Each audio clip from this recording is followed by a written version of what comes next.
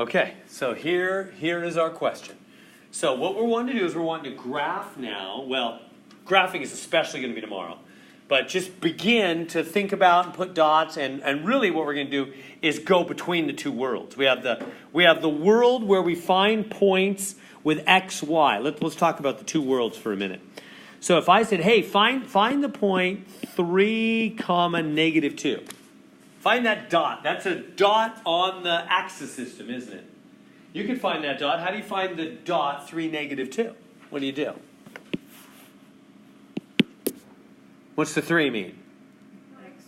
Yeah, go right 3, huh? This is x and this is y. And down 2, and there it is. Over 3, down 2. X, y, this is the x-axis, this is the y-axis. You know that quite well. That system, that way of finding a dot is called what kind of coordinates? Or what kind of system?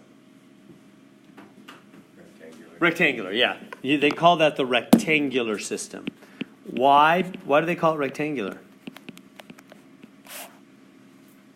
When you go straight over, straight up or down, you start making a rectangle, don't you?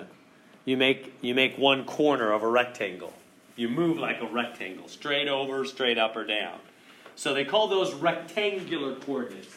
The way to find any dot on the graph. So that could be used for anything in real life, right? If you're talking the military, they want to locate something, or if they're engineers, over or down. Now, another way of locating things is this new way, the polar system.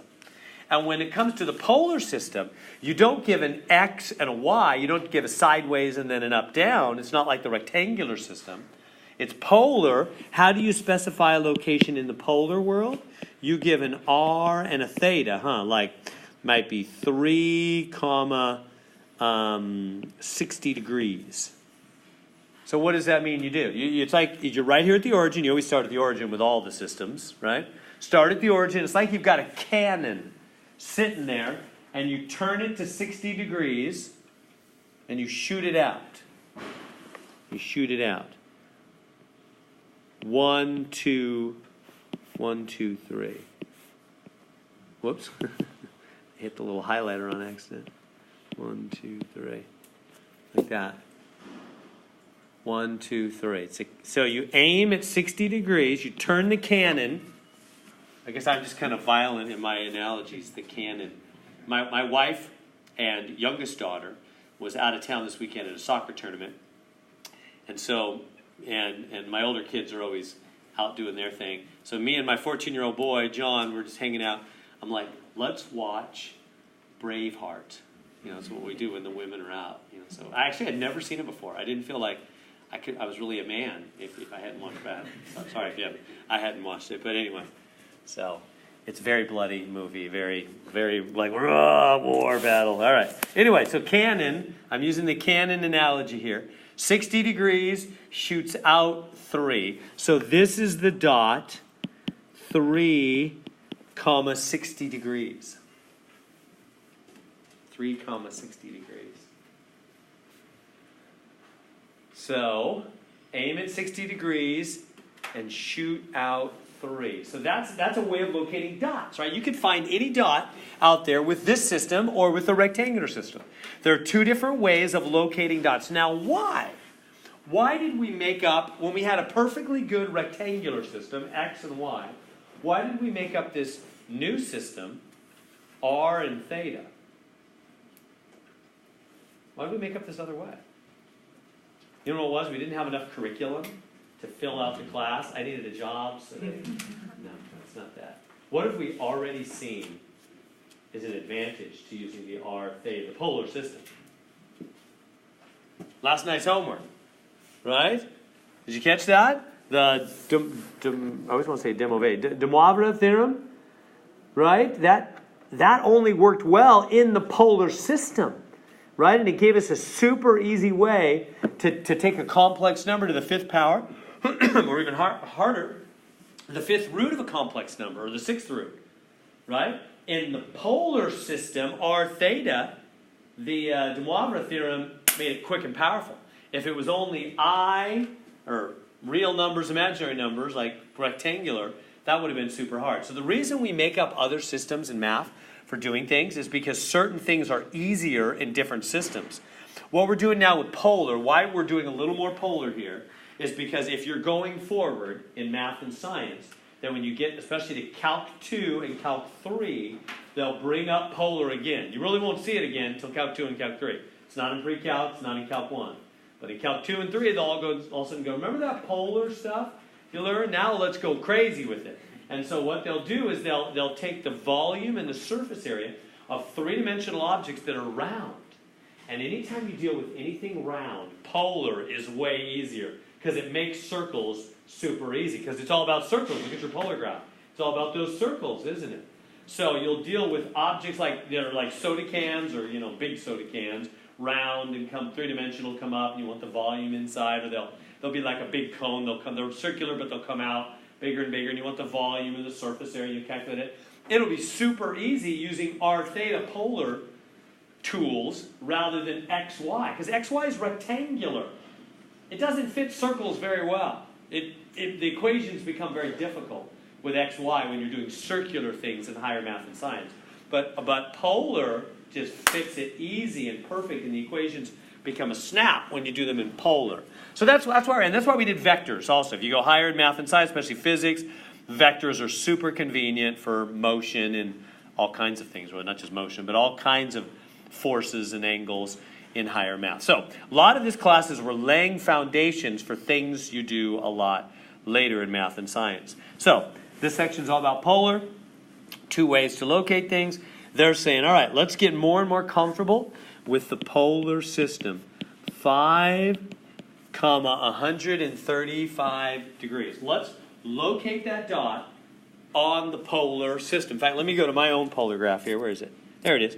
I'm going to find 5, 135 degrees. So what do? First, you turn the cannon to 135 degrees. So this is question number 1 here. So where's 135 degrees? Right here. So I'm aiming the cannon. The cannon's the origin, right? The cannon's at the origin.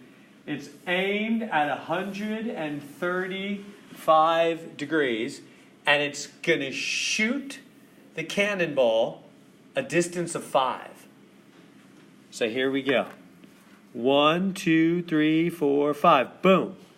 That dot right there is 5, 135 degrees on your polar graph. Does that make sense how I did that?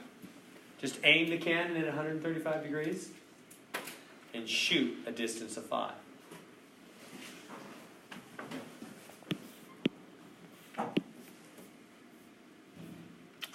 Is that good? All is well? So we'll go back to the multiple choice answers. So these circles are a circle of radius 1, radius 2, radius 3, radius 4, radius 5. That's what the R stands for, radius distance, that you shoot the cannonball out at the angle 135 degrees. It is answer A. We good with that? Easy enough on a multiple choice test? Say like day after tomorrow? We have our last exam Wednesday, our 5th exam Wednesday. Thursday's our final, right? Okay.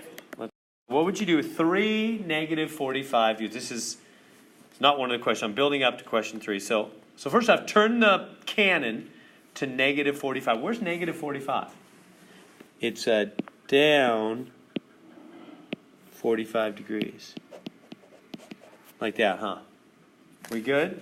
Turn the cannon down 45 degrees. You're aiming that away.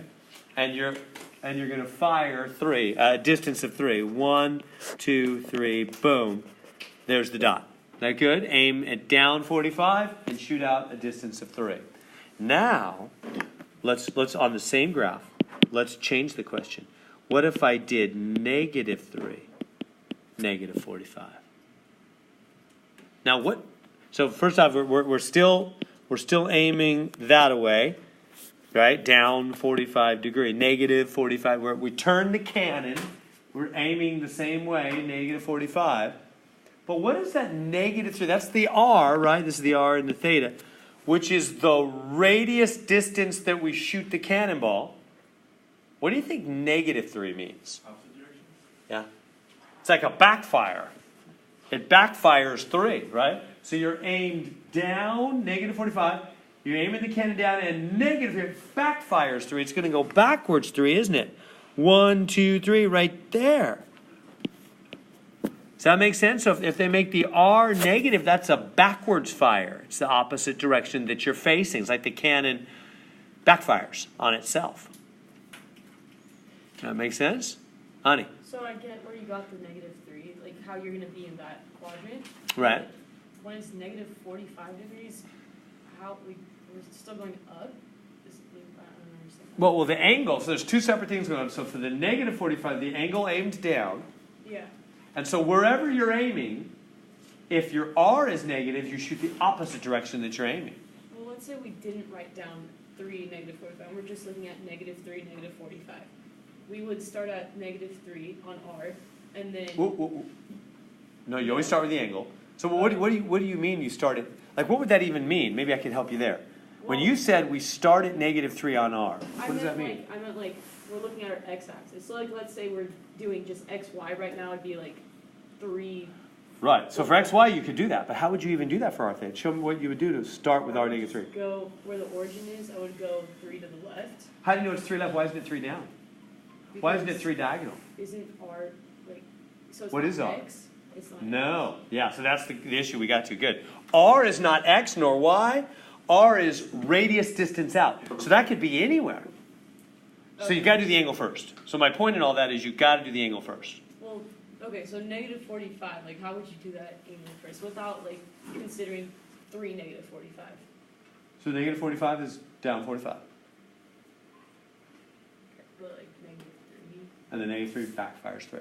Why don't we try another one? I think it'll make more sense if we try another one. So yeah, always do the angle first. Let's see, and so negative 3, negative 5 pi over 3. So this is question number 3 now. Negative 3, negative 5 pi over 3. So start with the angle. Don't worry about the negative 3r.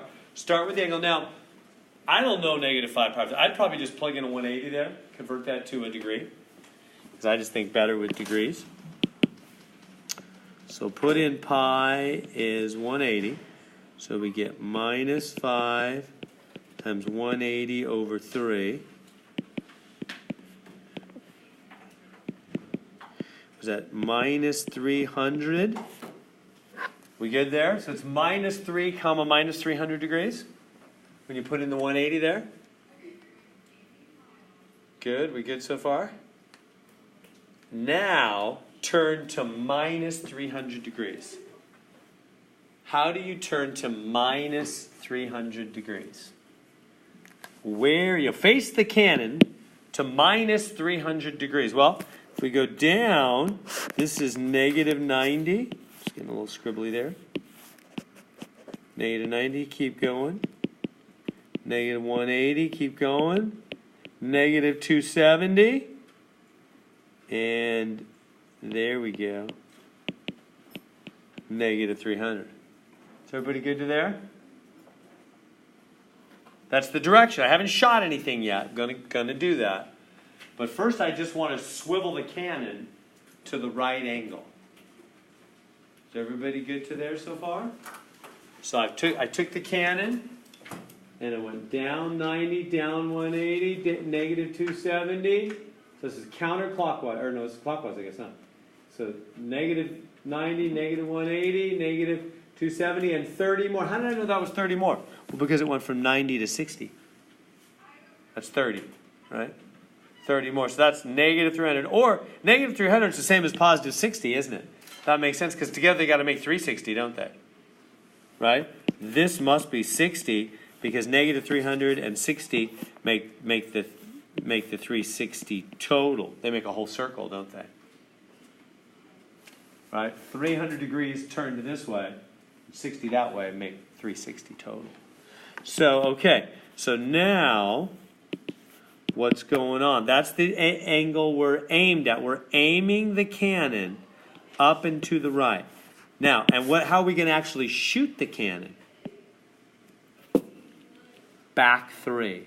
Backwards 3. So not the direction the cannon's facing, but a 3 backfire. So it's going to go 1, 2, 3, backfire. Right there. There's the dot. Does that make sense? Angle first and then the 3 backfire? All is well? Anything I can say to help with that?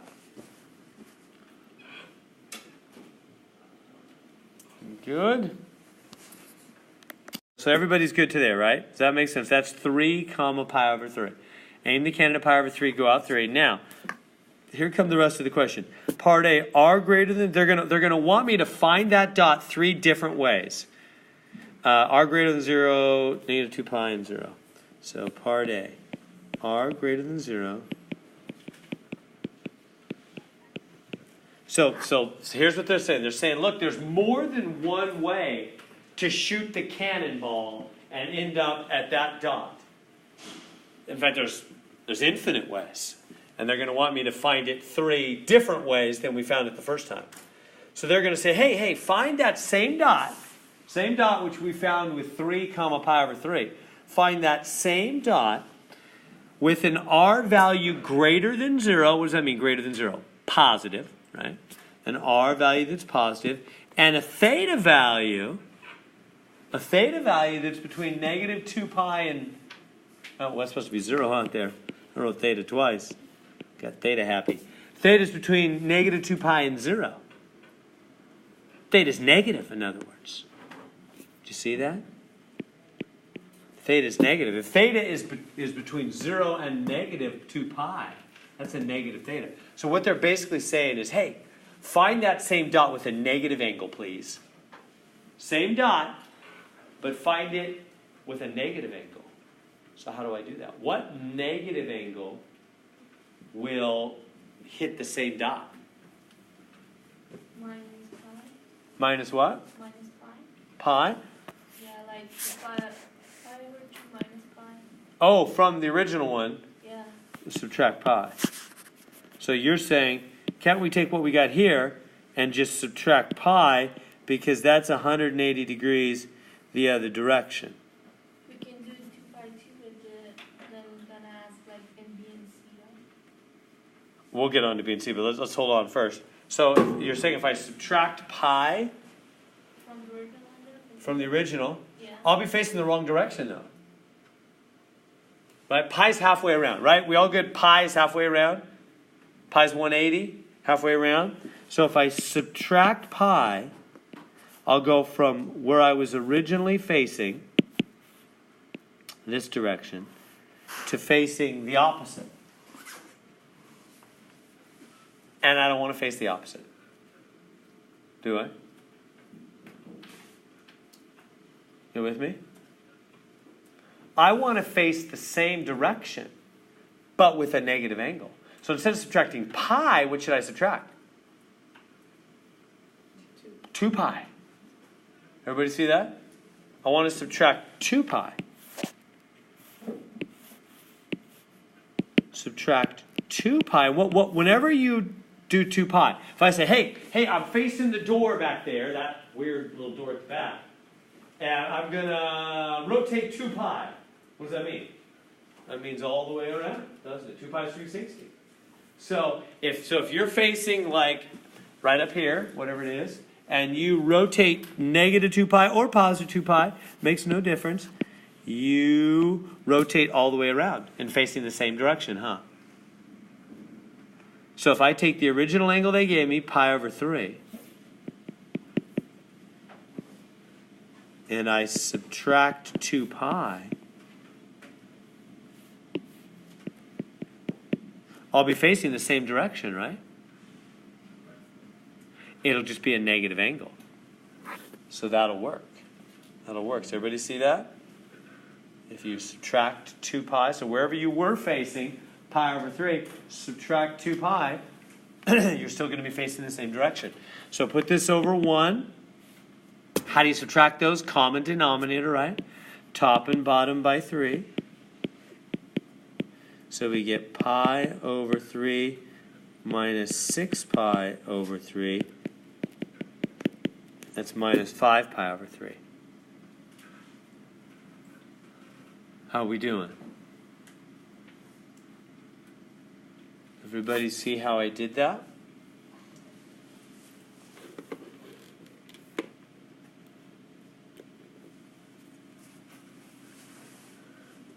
So minus 5 pi over 3.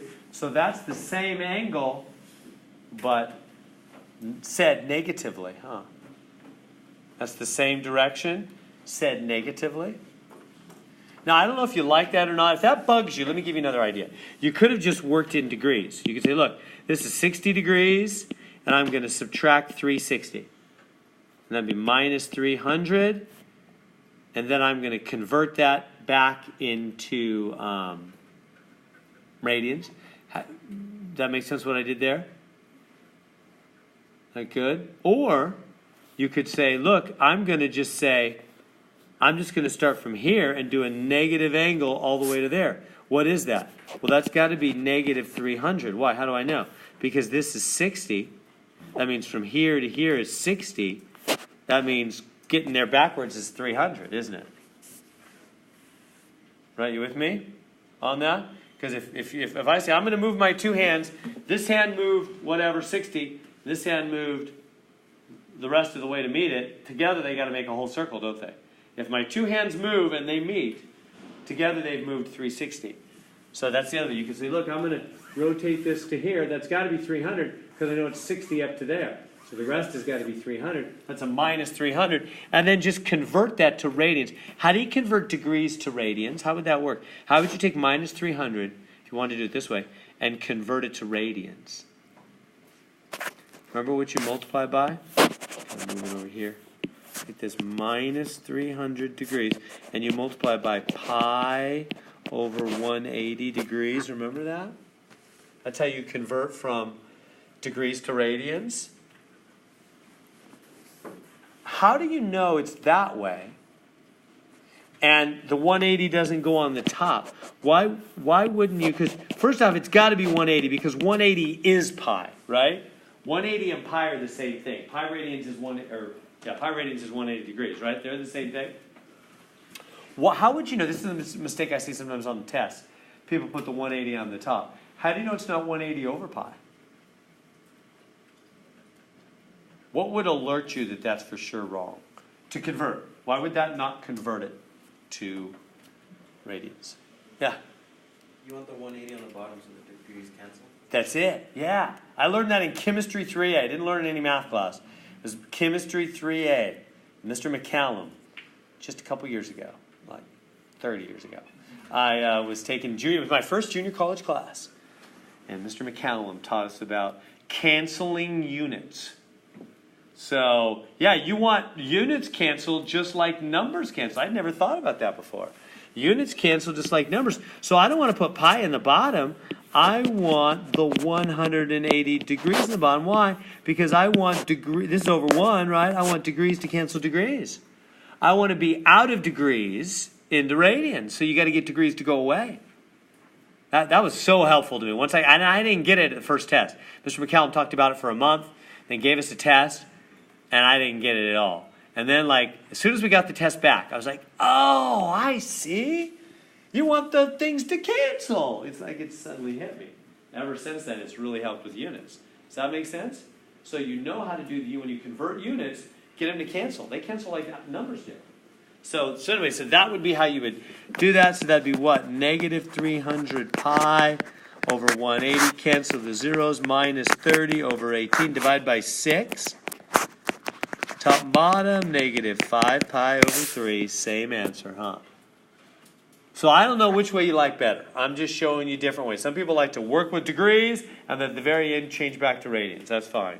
Or you can work in straight radians. If you work in straight radians, it's less steps. But you might not be as comfortable. All right. We have 2 more ways to go. I got to get going on this problem. I got a part B and a part C. That's just part A. So what was the answer to part A then? They said, give me another way to find that dot. What's the other way? It's 3 comma negative 5 pi over 3. That's going to be the same dot, isn't it? I'm turning the cannon negative 300 degrees, negative 5 pi over 3, and shooting out for it. Same dot. We good so far? Now, let's try it another way. Another different way. So we're still on whatever number this is, number 6. And the first one was 2. Was it 2? No, 3. 3 comma pi over 3. So here's the dot again. 1, 2, 3 right there. Okay, now on part B, they're going to say, what do they say? Part B, they say, now do r less than 0, theta between 0 and 2 pi. This is part B. R less than 0, theta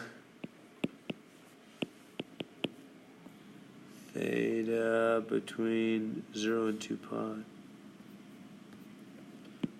Okay. So now they say, okay, let's find that same dot another different way.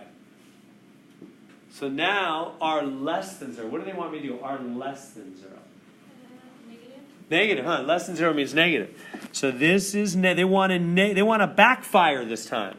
They want the cannon to backfire. R less than 0. So is this going to be that she was saying? -3. Yeah, we're going to do a negative 3, aren't we? We're going to face the cannon the opposite direction and backfire 3. Exactly. That's exactly right.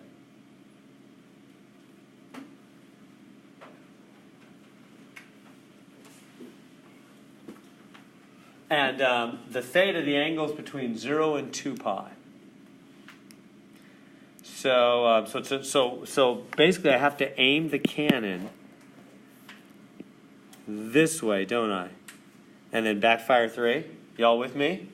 Got to aim the cannon down here at, what is that, 240, 4 pi over 3, and backfire 1, 2, 3, and it'll hit it perfect, won't it?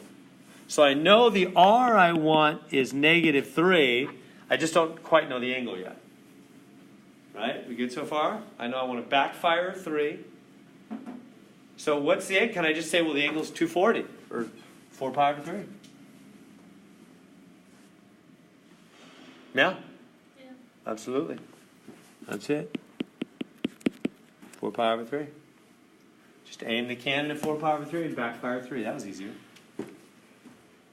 We good on that one? Are we happy? Now there's a third different way they want me to do this. Part C. I'll move on.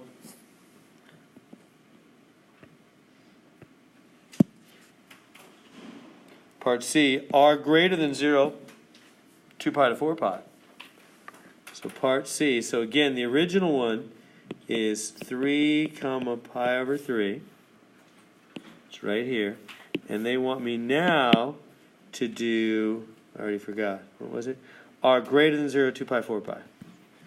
So part C, r greater than 0, theta between 2 pi and 4 pi.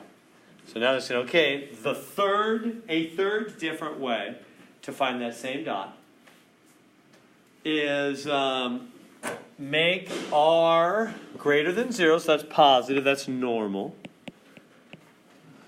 And make theta be between 2 pi and 4 pi. What's that? 2 pi and 4 pi. Bigger than 2 pi. Between what? Between 2 pi and 4 pi, like bigger than 100 dBm. Bigger than 360, huh?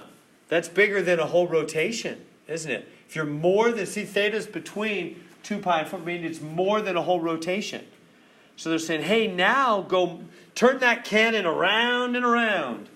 Make it spin around more than one whole time. It can be pi over 3 plus 2 pi.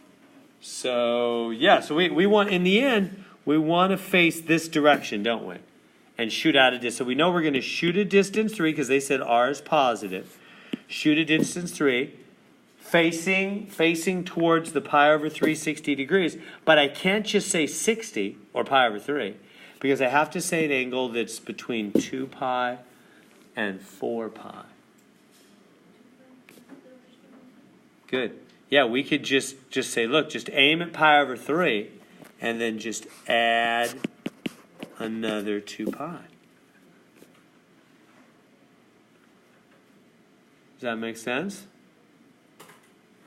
Aim at pi over 3 and then just add another 2 pi. So the angle's going to be pi over 3 plus 2 pi. How do you add those? Common denominator, put over 1, top and bottom by 3. It's going to be pi over 3 plus 6 pi over 3, 7 pi over 3. Everybody okay with that? That's rotating the cannon around, up to pi over 3 and then a whole nother time around. Does that make sense? So we did what they wanted. So notice there's an infinite number of ways to say the same dot, isn't there?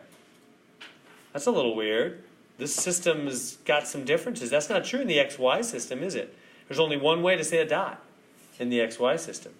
But in the R theta polar world, there's lots of ways to say the same dot, depending on whether you turn that cannon positive or negative or fire forward or backfire or what you do. Bless you. It's making sense? All right, I'm going to move on if you're good. All right, so they're giving me the original dot 170. Let me go to the polar paper here. So we're on question number 8. We're talking 1. So let's find it first off. Now 170 is not. It's not really on my. It's not really on my chart up there. So just estimate it the best you can. So this is 165. So I guess that'd be like 170, 75. But yeah, I guess it's right here, huh? This would be 170 right there. And how far are we going? 2, 1, 2 right there. So right there would be 170. Good. We aim the cannon at 170 degrees and shoot out a distance 2. Did I make that polar paper too small? Can you see that on there? Can you see those little things? My eyes couldn't. I would need my glasses. But you folks are usually younger than me and have good eyes or have glasses too. Right, because I couldn't tell. I don't have my glasses with me, so I thought, I don't know, is that too small? It's too small for me, but I thought you'd be okay with it. All right, so 170. So, boom, there it is. You can see that on the smaller circles. 170. Now, what do they want me to do? They're going to give me 4 options, and the answer is not just one of these, it's several of these. So here's the first one. Is negative 2, 350 the same dot? That's what they're asking. So let's write that out. So part A, negative 2, 350. All right, so negative 2 is a backfire of 2, isn't it? At 350 degrees. Is that the same dot? Or is it not? So turn your cannon, aim at 350 degrees. Aim at 350 degrees, which is right here, isn't it? Because there's 345, 350. So you're aiming the cannon at 350 degrees. And you're going to backfire 2. Is that the same dot? Yeah. See how that's the same spot? Everybody good with that one? That one's a yes. You backfire 2, 1, 2. Same thing, right? Everybody see that in the polar paper?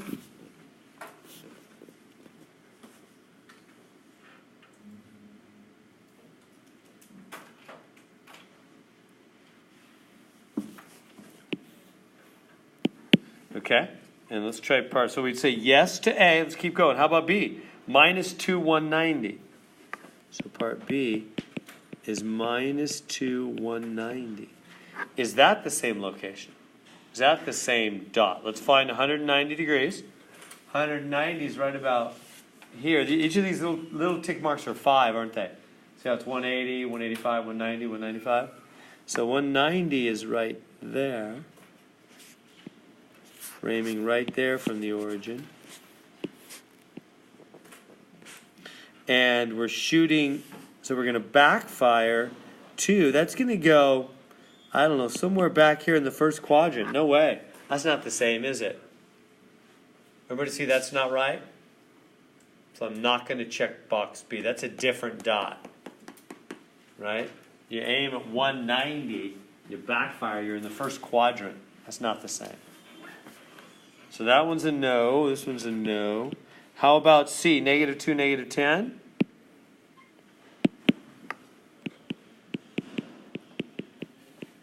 -2, -10 degrees.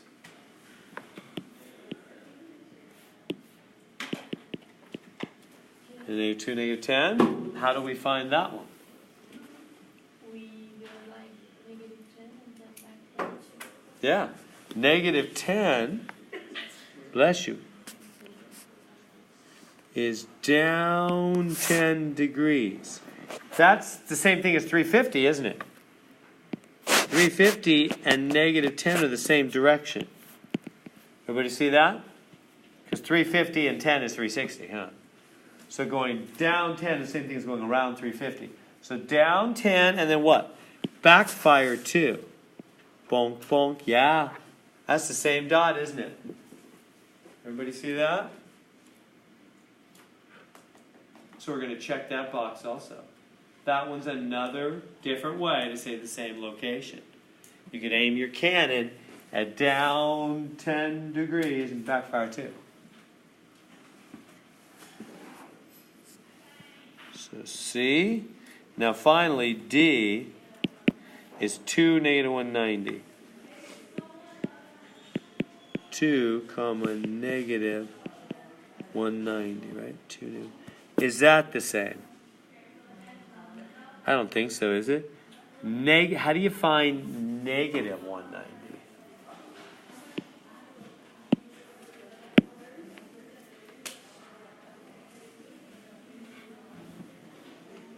-190? It's the same. Well, let me see here. This is -180, isn't it?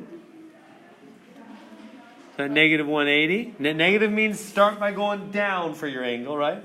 -180 and 10 more. So yeah, it's this direction, isn't it? And you shoot out to 1, 2. Perfect. That's it. That one's a yes. Everybody see that? So we're done with that one. That one's also yes. I've decided that that would be a little bit better way to make the multiple choice for the final. It's just, let it be a few options that way. I'm just kidding. I'm just joking around. That's kind of tough. You know those tests that go A, B, C, and then D says A and B but not C, and E says A and C but not B, and at least 2 of the above, no more than 3 of the above. You're like, I don't know. I thought I knew the question, but now I'm so confused by all the options, right? So no, just it'll be straight ahead. Anyway, is that good? We'll go with those. So 3 of those are different ways to say the same thing. Questions I can answer on the graph? Polar paper dialing you in? All right. So they're giving me a polar point, 7, 270.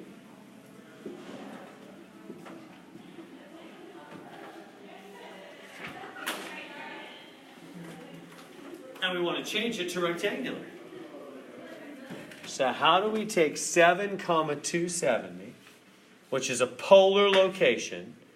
They want me to say the same dot, but this time in XY, rectangular coordinates.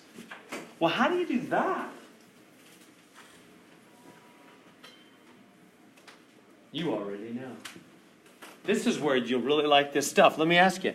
If on the last exam we just took, if I said, hey, we've got a vector V, the magnitude of the vector, the length of the vector, is 7, and the angle theta is 270, please change to IJ.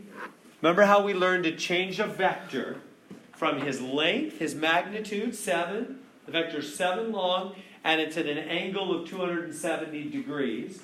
Remember how, like, so we're saying, there's a, turn to 2, what is it? There's 180, 270 is right here, huh? 270 and go down a distance of 7. So there's the vector. He's down 7 at 270 degrees, huh? Right? That's a vector of length 7, and he's at 270 degrees. So anyway, remember how we learned to change vectors from angle and magnitude, angle and length, to ij? What did we do? It was just last week.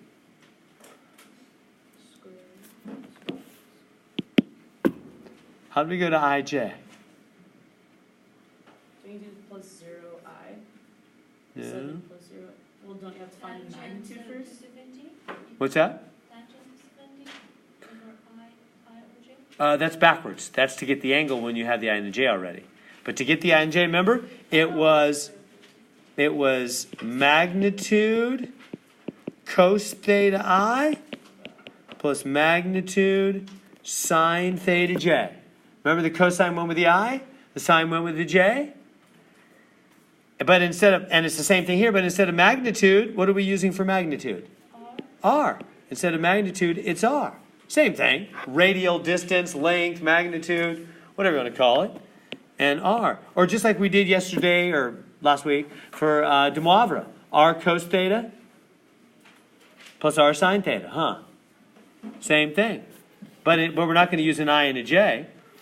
This will be the X and this will be the Y of the rectangular coordinates, won't it? And they'll have a comma between them in parentheses instead of IJ, same thing. So it's exactly the same.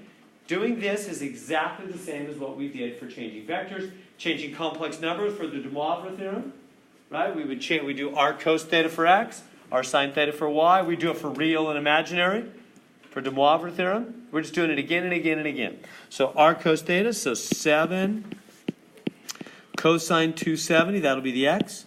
7 sine 270, that'll be the Y.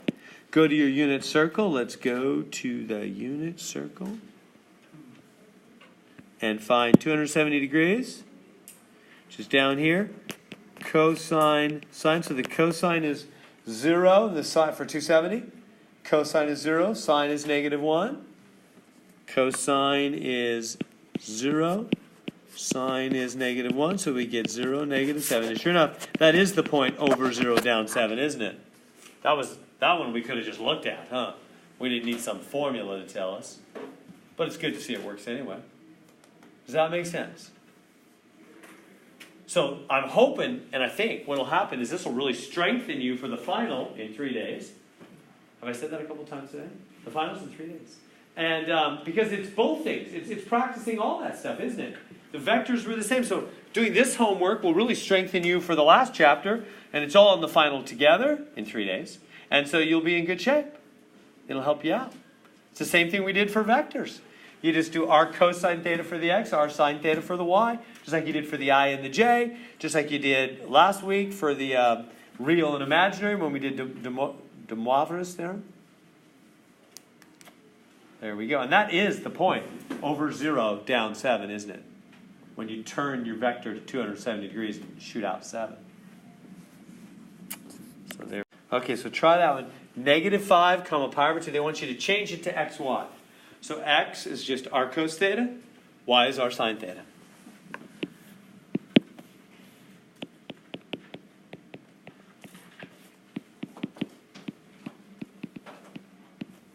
X is r cos theta. Y is r sine theta.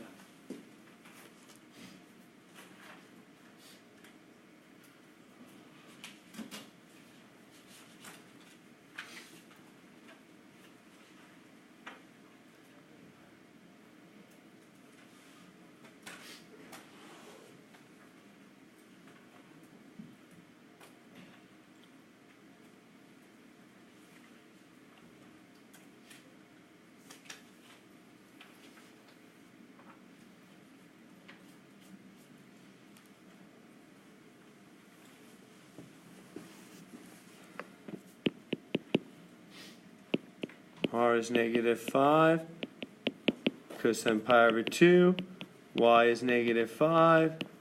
Sine pi over 2. Let's go to the unit circle for pi over 2. So here we go. Pi over 2 cosine sine. There it is. Cosine 0. Sine is 1 for pi over 2. Cosine 0. Sine is 1. So x is 0. Y is negative 5. So 0 minus 5. Good? How are we doing? We got some big bad ones coming, so I want to make sure you're good with these. We good? We ready to go to the higher places? Questions? All right, I'm going to move to math and science. So, minus 3 comma 3. They're giving me, so that is x and y. I am in the rectangular system that we're used to and familiar with. Now they want me to change it to r and theta. Change to polar. How do you do that? So, remember the vectors. What if I gave you minus 3i plus 3j? And I said, hey, here's a vector, minus 3i plus 3j. Can you please change it to like magnitude of the vector and angle theta, please? What do we do? Yeah, Pythagorean. To find the magnitude of the vector, we just do the Pythagorean, don't we? And we're calling that r now, aren't we? So r, the radial, will be the square root of x squared plus y squared. This squared plus that squared, huh? Are you with me? Right? Isn't that how we did it for the vector? Remember, I think we called it a square root of a squared plus b squared, didn't we? Whatever you want to call it. A and b, x and y, Joe and Tom, it doesn't matter. It's the first number, second number. Because it's a right triangle. Right? Can you picture this? If you were doing the rectangular coordinates back 3, up 3, back 3, up 3. See how it makes a right triangle? Back 3, up 3. And the length, the r, is just the hypotenuse of the right triangle, like it always is for vectors, for complex numbers, polar coordinates. It's all the same thing, isn't it? So r will be the square root of minus 3 squared plus 3 squared, which is the square root of 18, which is 3 root 2. Everybody okay with that? Right? Because it's 2 times 9, square root of 9 is 3. 3 root 2.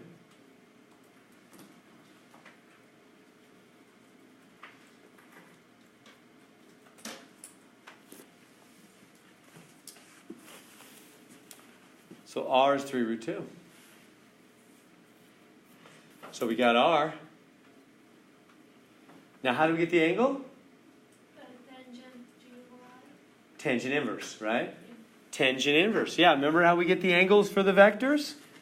Tangent inverse. So let's do that. Let's come on up here.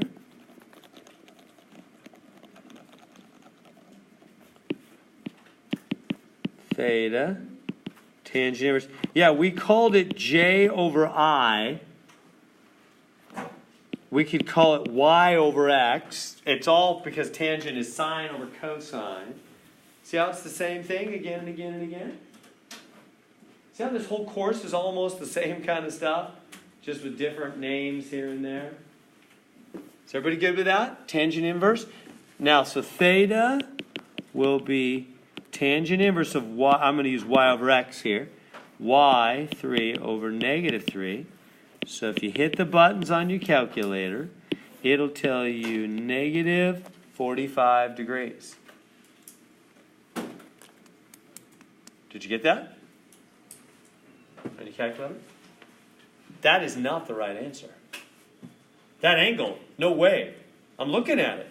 You telling me from here to here? That's my angle. That's not negative 45 degrees. Why is the calculator telling me that? Because the calculator's stupid, right? Remember? Those people that say we don't need to study math and science anymore, technology does it all. They're kind of stupid too. They just don't know. They're just uneducated. No. Technology requires a smart user. Technology is just fast. That's all it is. It requires an intelligent user. We have to know what's going on in the problem. Because the calculator, it's the restrictions. Remember the restrictions that we're always dealing with, sine, cosine, tangent?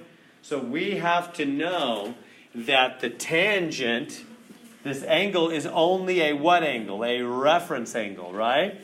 This is simply a reference angle. It's not the final answer. It just tells you how, with reference to what? The x-axis. That's what a reference angle always is. With reference to the x-axis. That is telling us, hey, your real angle, it's 45. Don't worry about the negative. Nobody cares about that. That's just because of the restrictions and all that. It's just, hey, 45 degrees off of the x-axis.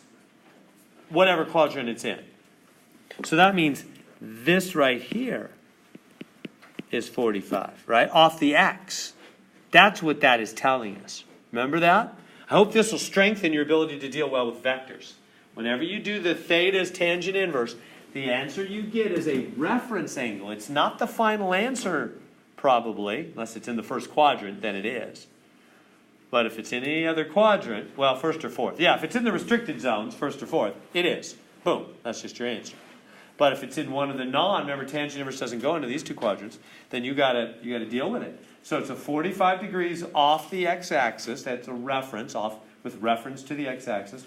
So what's the actual angle? Isn't it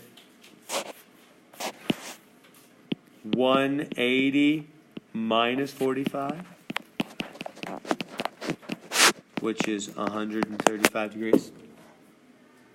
Remember, you always have to add or subtract from 180 or 360 because you're always coming off the x-axis, which is 180 over here and 360 over here. Right? We're coming off the 180. We're 45 back from the 180. So we got it. What's the answer then? It is r 3 root 2 comma theta 135. R theta 3 root 2 135 degrees.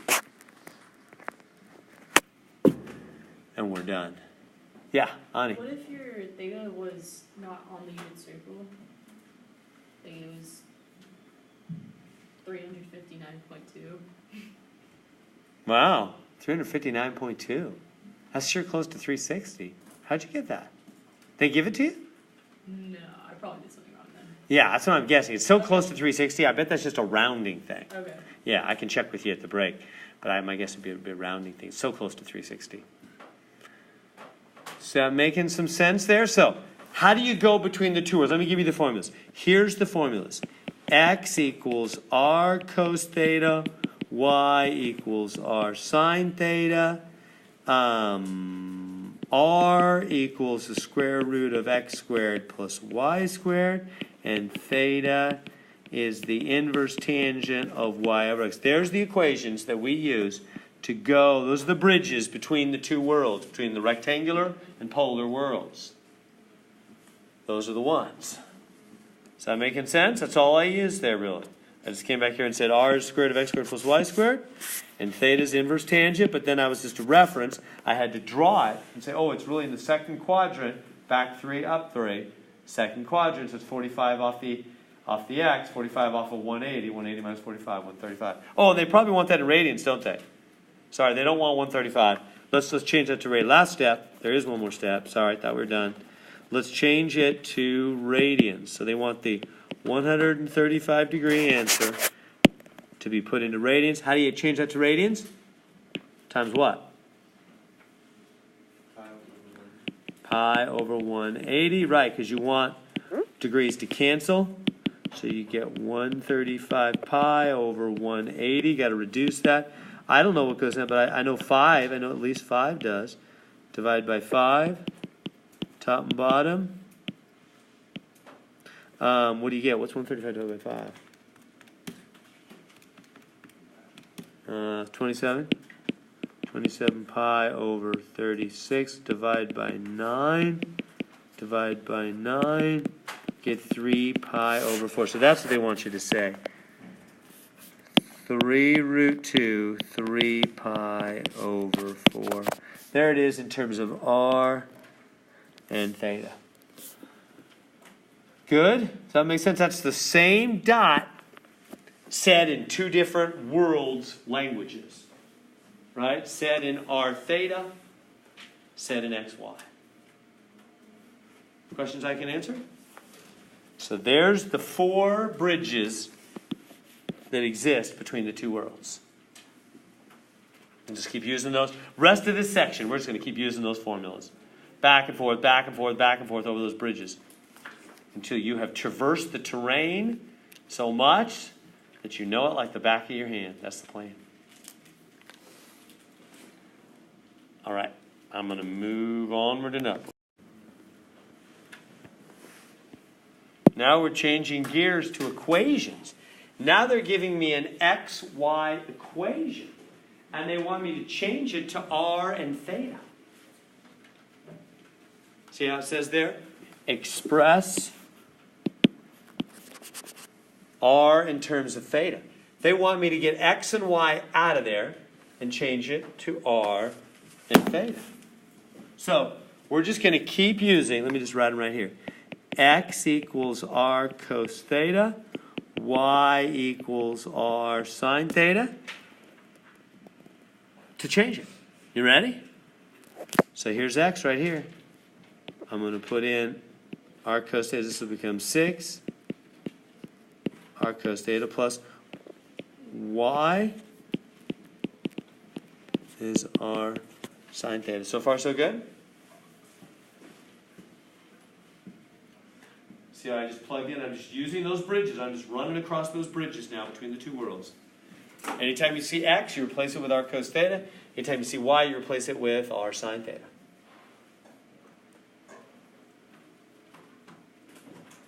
Now, notice what they want me to get alone. R. See right here, they're saying R equals what? So I got to solve that equation for R. Got to get R alone.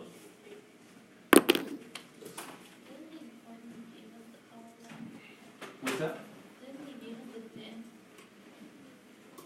I'm supposed to give you the 10? Yeah, like X and Y equal R, so what did they give us 10? Okay, so this is an equation, which is, yeah, I know it's kind of, is it kind of confusing at this point?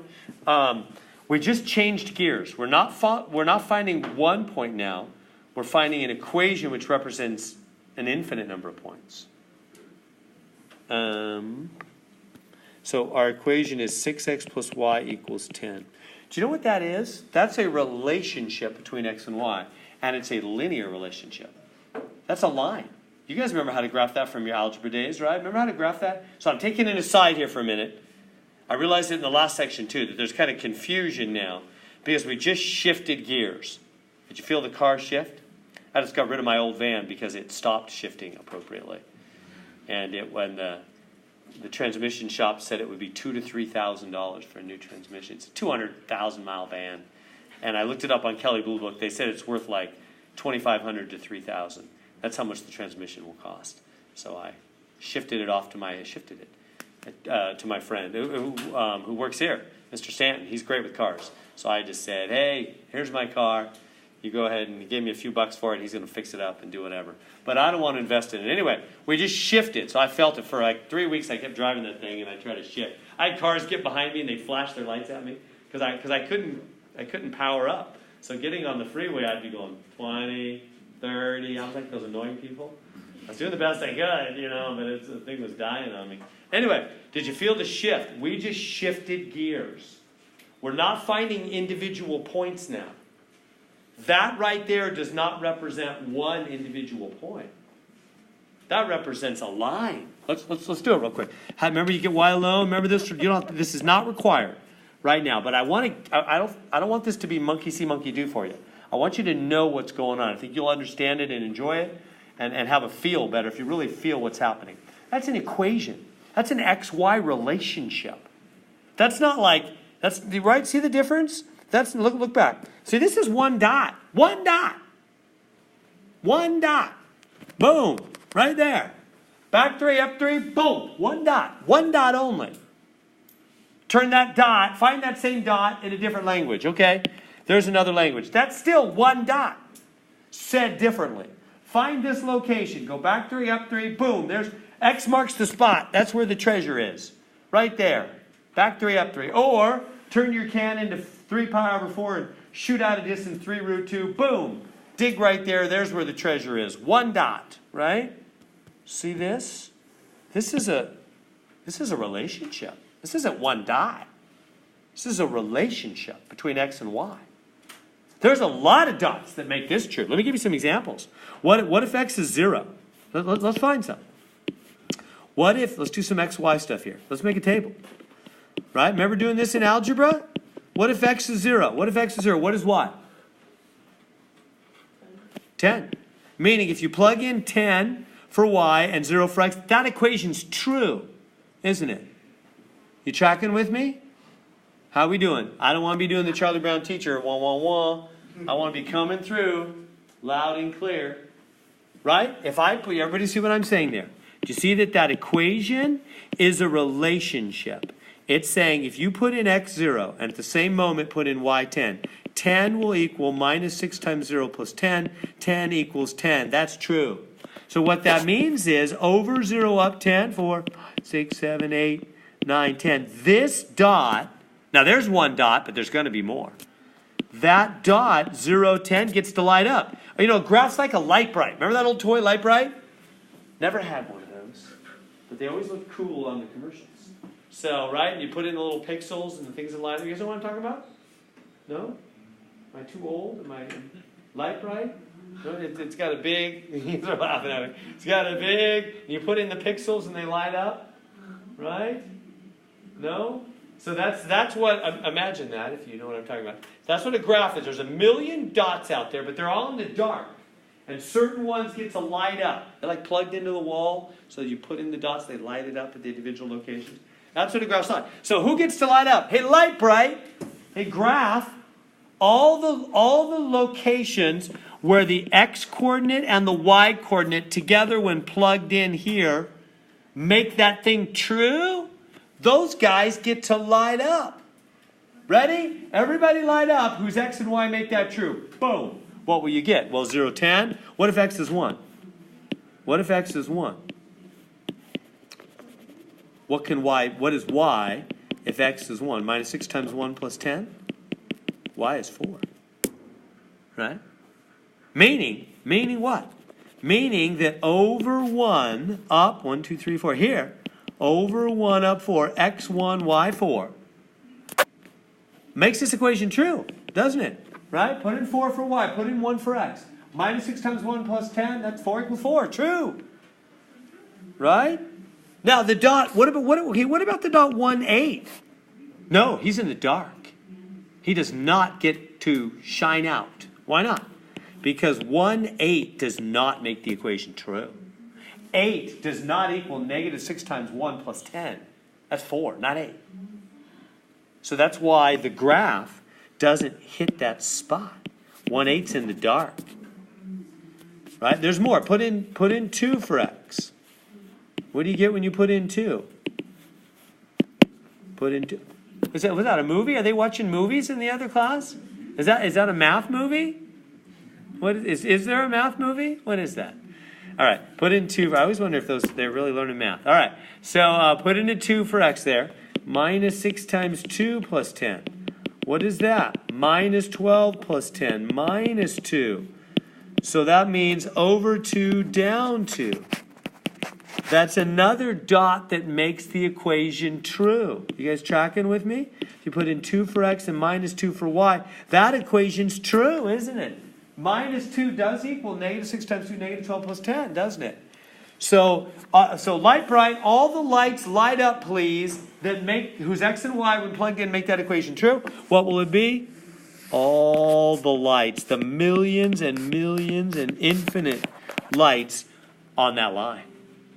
This is a linear equation, we call it, meaning all the dots that make it true line up, don't they? That's called a graph. All right, are you guys tracking with me? Do you have that big picture behind you? So when you look at this, you want to think about millions of points that make it true. Well, now we want to change that to r theta. Let's go back. And we just did, right? I just plugged in r and theta. So I changed the equation to r theta. I'm not just finding one point. I'm finding a relationship between r and theta. Now, I need to get r alone. So back to stuff we do have to do to get through our homework and our next test. We got to get r alone, don't we? We got to take this equation and we got to get r alone. How do we get r alone?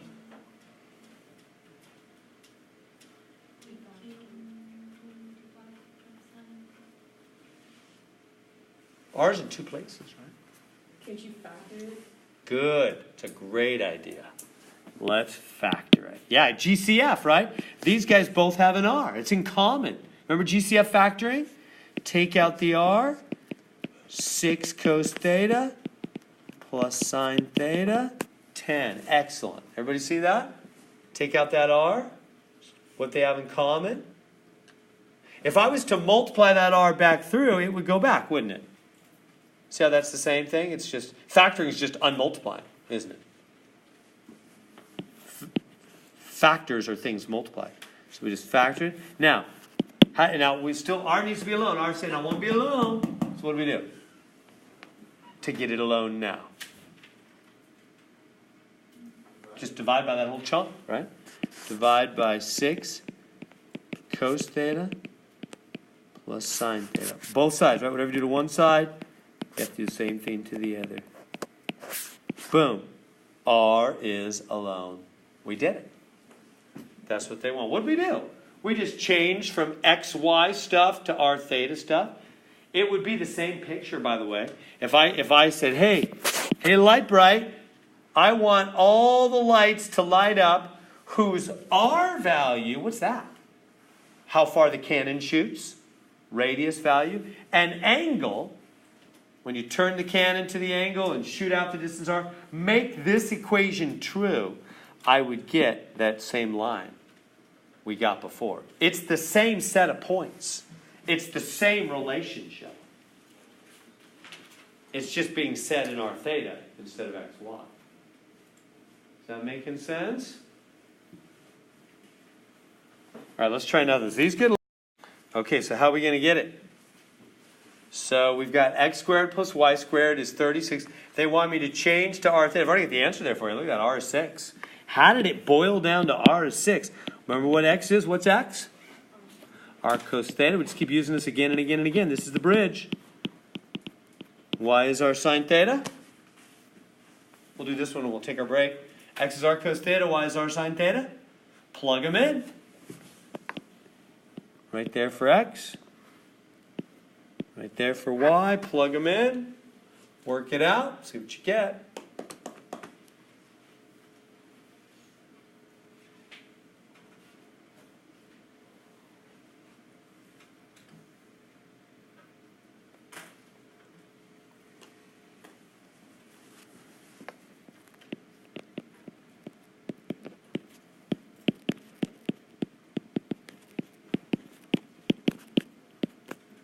You good to there so far? So x is r cos theta, y is r sine theta. Squared, squared. Add it up equals 36. So far, so good. So square this guy, you'll get r squared cosine squared. Looks a little funny. Plus r squared sine squared is 36. Good so far?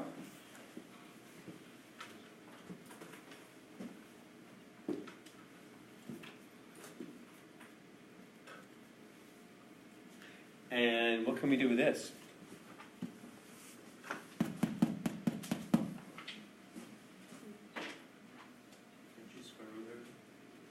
Well, first I want to do what we did before. What do they have in common? Factor out r squared, right? This time they both have r squared, don't they? So take out r squared.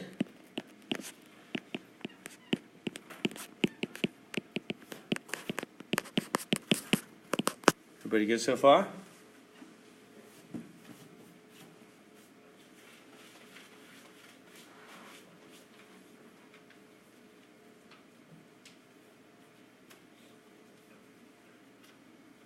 Everybody good to there? What can we do now? Recognize anything? It's one of the other. Yeah. Well, what is it? 1. Yeah. Do you recognize that? You see that? Zuhal and Manveer are recognizing that. Do you all recognize that? Remember what sine squared plus cosine squared is? This is 1. Remember, sine squared plus cosine squared is 1? So this becomes r squared times 1 is 36. In other words, r squared is 36. Last step. Root it, huh? R is 6. Make sense?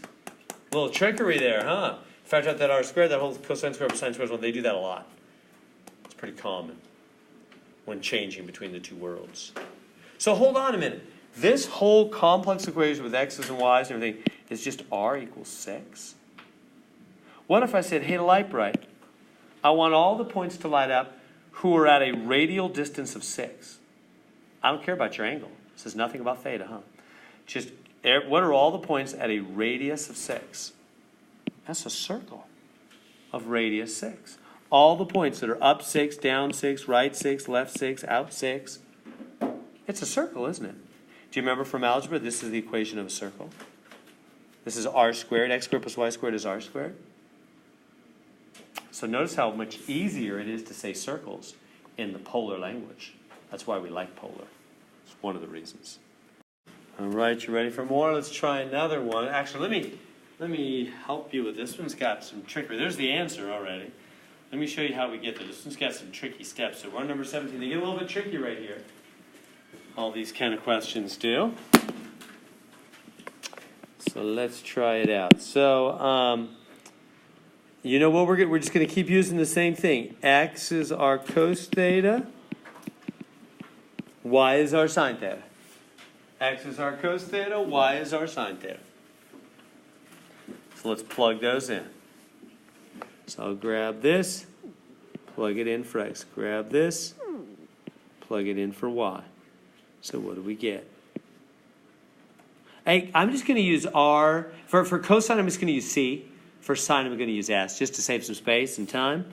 So RC plus 9 squared, and RS squared is 81.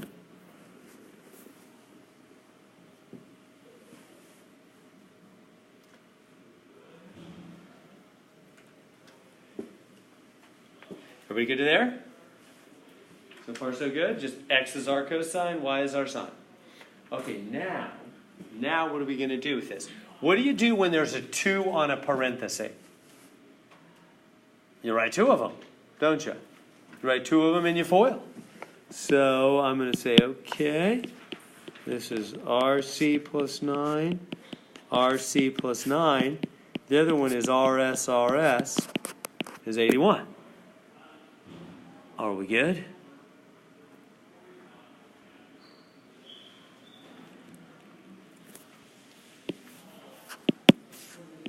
And RC's going to both.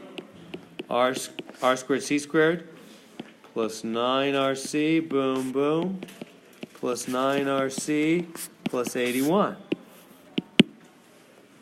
Plus, and then RS is R squared S squared 81. So far, so good? Tracking with all that mess?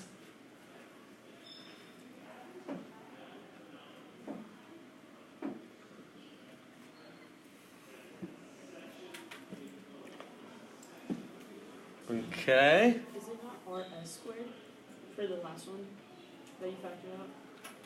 The RS times RS. Right. It can't be RS squared. When you say R squared, do you mean like a single R with S squared like that? Yeah. But there's 2 R's? Well, I mean, I thought they were together.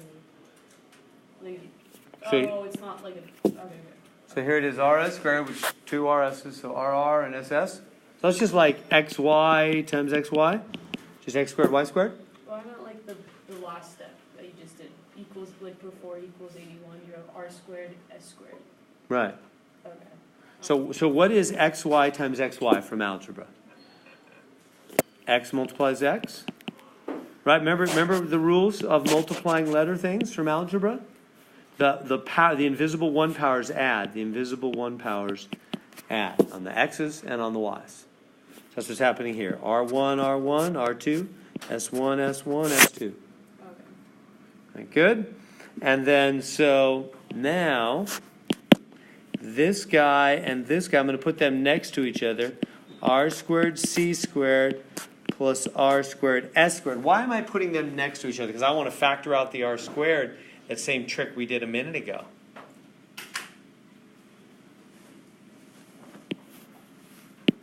Nine RC and 9RC is 18RC plus 81 equals 81.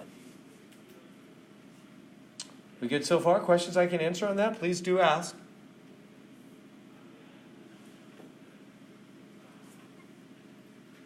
Is that making sense for everybody? Because there's been a lot of algebra in these, and I know algebra is a rusty thing often for people, and a lot of what I want to help you with is mastering algebra because you're going to have it if you move on in math, pre-calc a lot of algebra. So is that good? Is the algebra good there? Is that making sense? You remember those old rules about adding powers? Right? When you multiply letter things, you add the powers on the letters. Okay, now, from these two, in fact, let me just go to a fresh screen. This is too much. I got more room, more work to do. R squared C squared, so it's R squared C squared plus R squared S squared plus 8, is it 18 RC plus 81 equals 81. Okay. So now for these two, I'm going to factor out the R squared. They both have an R squared. So take out the R squared.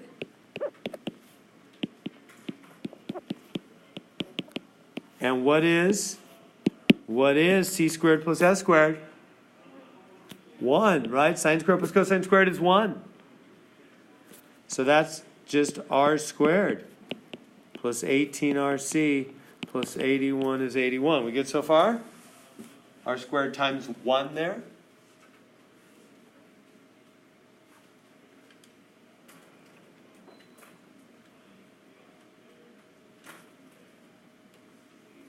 Now, what in the world should we do at this point? See how we have 81 on both sides? Let's get rid of that. So let's just come in here and go. Minus 81, minus 81. Gonzo, gonzo. So this is R squared plus 18RC.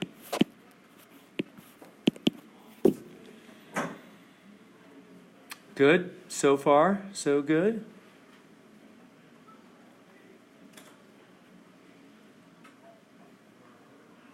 And then, what can you do to finish this off? Remember how do we handle it when we have something like, I don't know, x squared plus 2x equals 0. Remember that from algebra? If it's something like x squared plus 2x equals 0. What would you do? Factor out you want to factor, exactly. Right? You want to get it factored. Why? Because then it's multiplied. Factored means make it multiplied. See how factoring changes it from two things added to two things times. And that's super important. Why? Because that's what is important when you have a 0. Right? Like what if I said to you, hey everybody, I'm thinking of two numbers, and when I add my numbers, well, let's do times first. When I times my numbers, it's 0. Well, then you know at least one of them's got to be 0, huh? Right? If you're timesing two things that's coming out 0, either the first one's 0 or the second one's 0. But that wouldn't work for adding. If I said, hey, I'm adding two numbers, it's coming out equal to 0, well, so what? It could be negative 3 and positive 3, negative 10 and positive 10. Who knows? Everybody see how different and how important it is to make it times instead of added. See how right now these are two things added equal to 0? I don't want added. Added is a dead-end street. Nowhere logically to go from there. But if you factor it, then it's times. So what can I factor? What do these two have in common? R. Take out the R. R times what would go back to R squared? R. And R times what would go back to 18RC? 18C. Now they're times. See how these are times equaling 0 now? That's what factoring does. I don't know if you caught that in your algebra days. That's why we're so obsessed with factoring. Because when you factor something, then it's times. And then the logic flows that says if I'm timesing two things and it's 0, either the first one's 0 or the second one's 0. That's reasonable. So either the R alone is 0, or the second one, the R plus 18C, is 0. You see.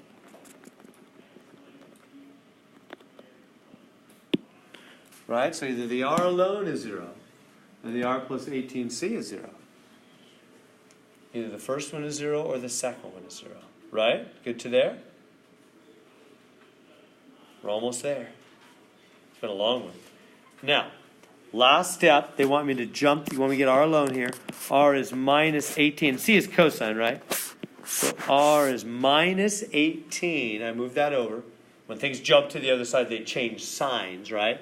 I really just subtracted 18 cosine from both sides. So R is negative 18 cosine theta. Now, what about that other one? Well, I'm going to throw that one away. Why? Because it doesn't add anything to the solution.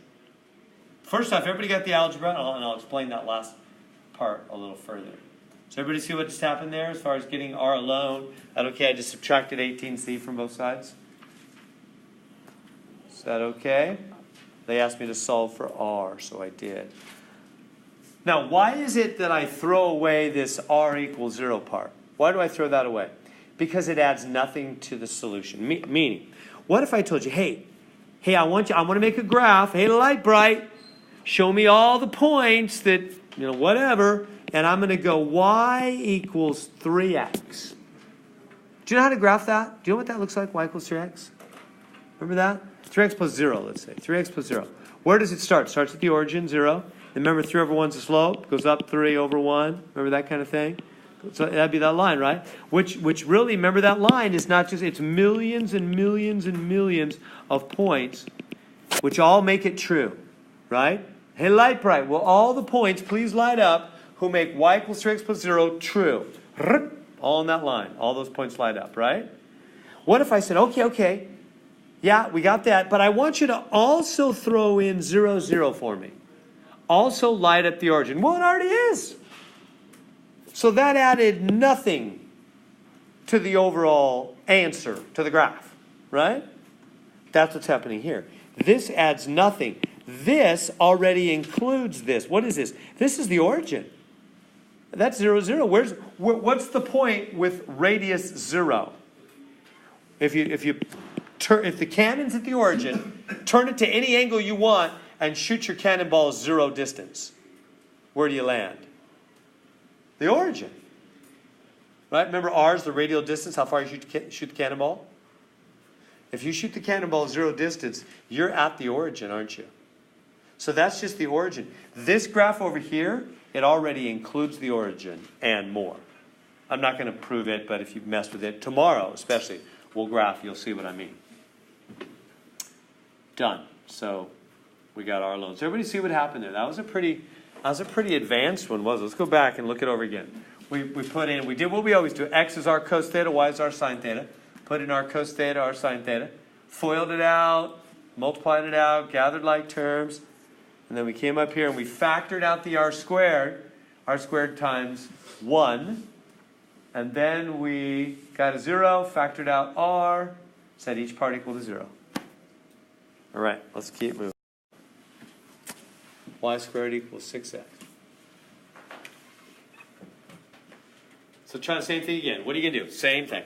X equals R cos theta, Y equals R sine theta. Plug them in. Do whatever simplification you can.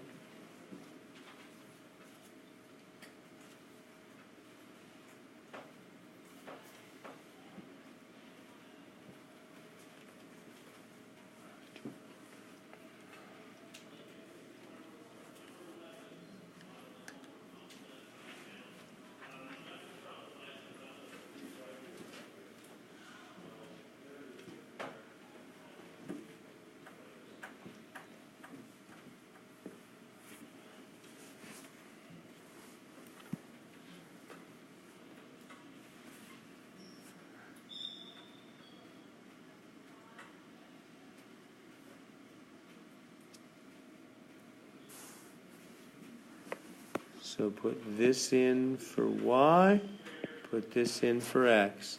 So we get r sine theta squared is 6 r cos theta.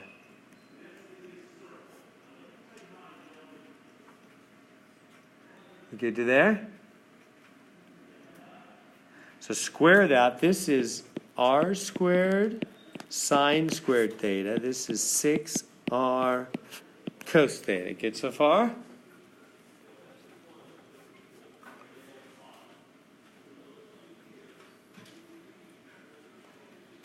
Now, are we good there? Do you see something we could divide out of both sides?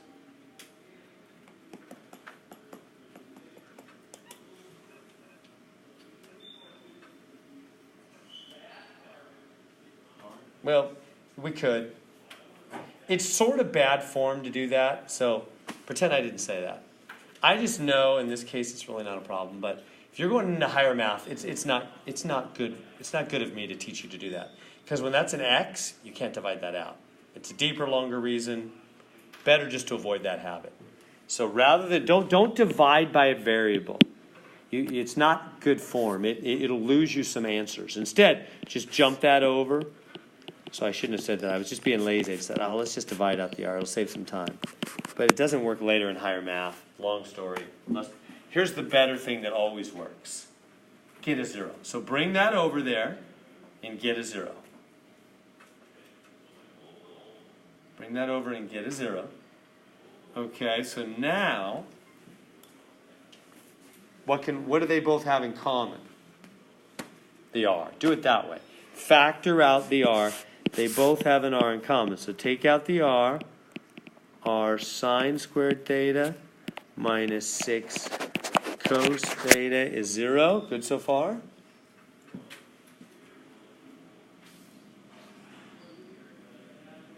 How we doing? Is making any sense at all?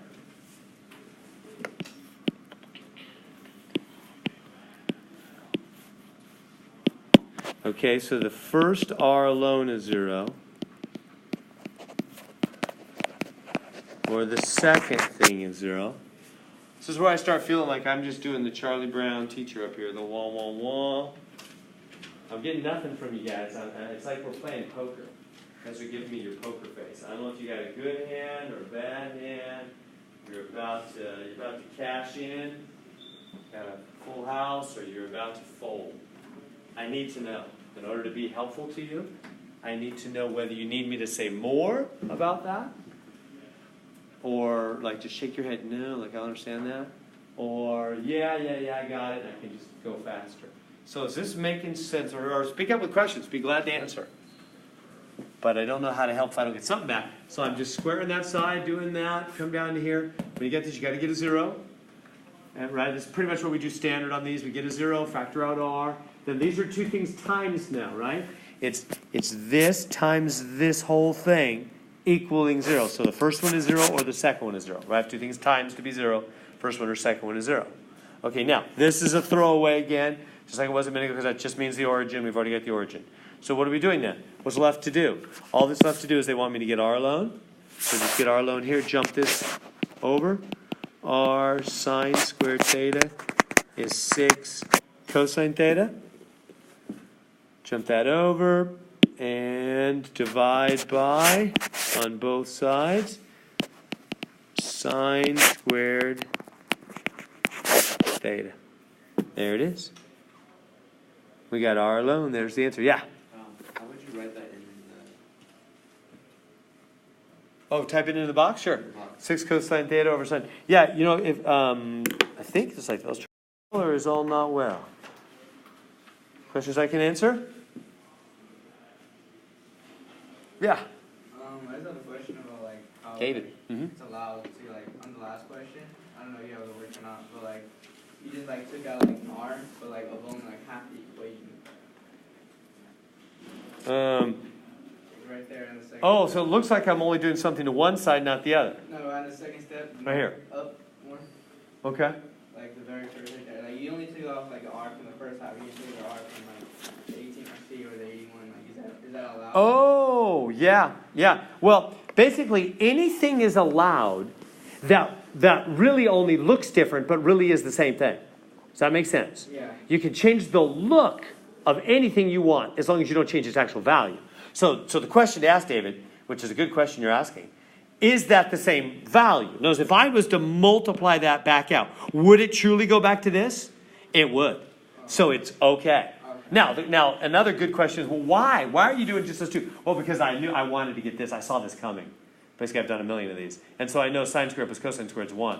So I'm like, I'll just, yeah, because you're right. You just look over here and go, that's a good question. Well, why do you do there's an R there too?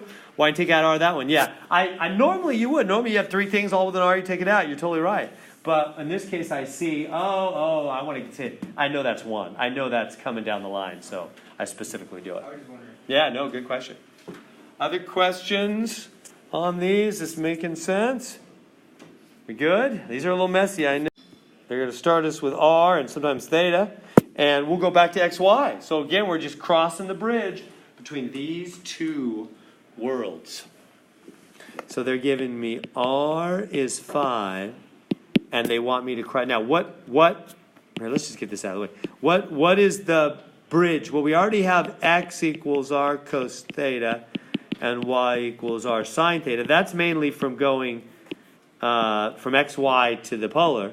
The way to go the other way is to use the relationships that say R equals the square root of X squared plus Y squared. Remember, that's what R equals?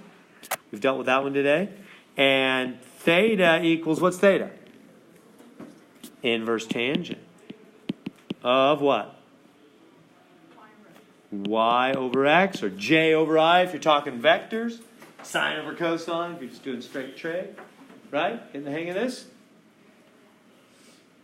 Okay, so we just keep using those 4 again and again and again. Those are the bridges between the two worlds. So we come down here and go, okay. So what are we doing? R, they want me to change to rectangular. So there is R. Square root of X squared plus Y squared.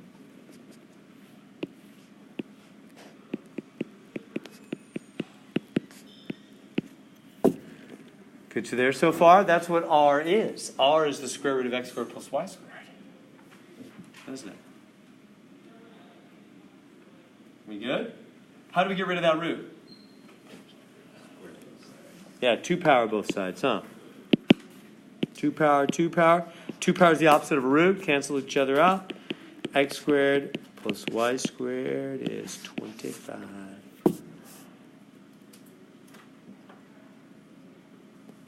Hey, what's that an equation from? Remember from algebra?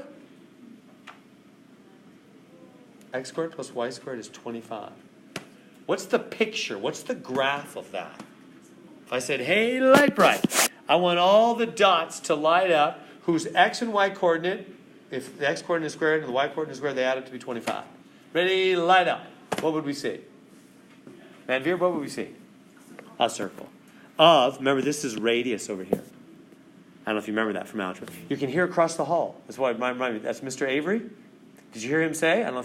You're getting 2 lectures for the price of 1 if you're really listening careful. I'm sure you're not trying to do that. But anyway, I just heard Mr. Avery say, I know he's teaching intermediate algebra over there. And the course right before this one. And I heard him say, this is a circle.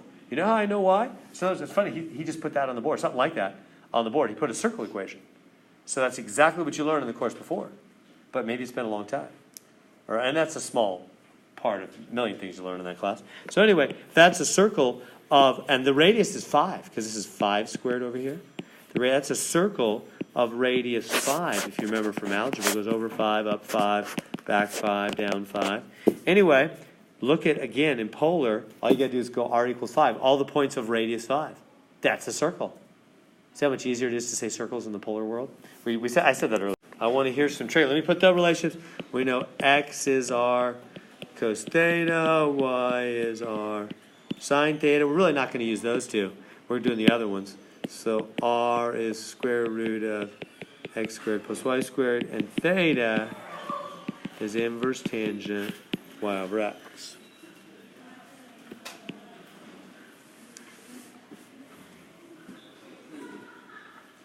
All right. What do you think? What are we going to do? They want me to change it into rectangular, meaning xy. They want me to change from that theta stuff to xy.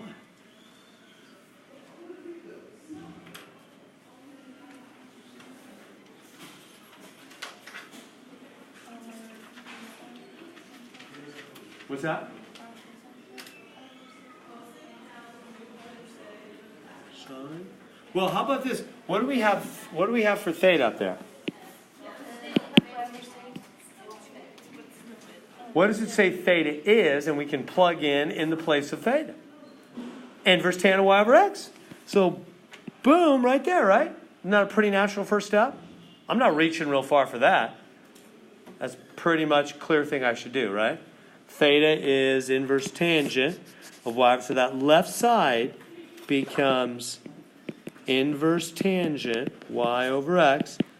So far, so good.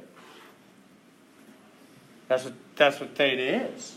That's what this bridge over between the worlds says. Theta can be replaced with is the same as is equal to inverse tangent of y over x. So in the place of theta, inverse tangent of y over x.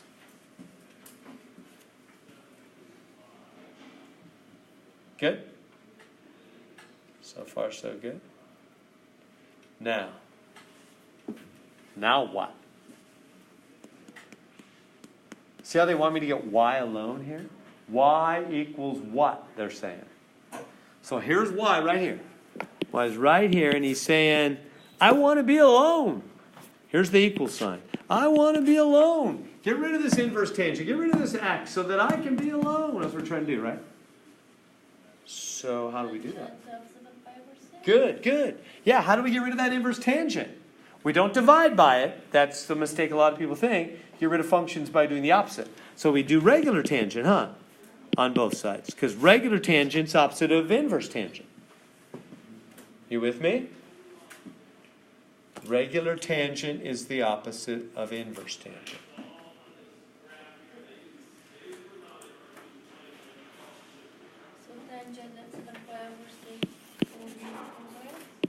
Yeah, so these are gone, and we just have y over x. The other side, we have tangent 7 pi over 6. We can go get a number on that. That's on our unit circle, 7 pi over 6. We can go get the tan. Well, first of all, we got to realize that's going to be sine over cosine, Tangent sine over cosine. Go to 7 pi over 6.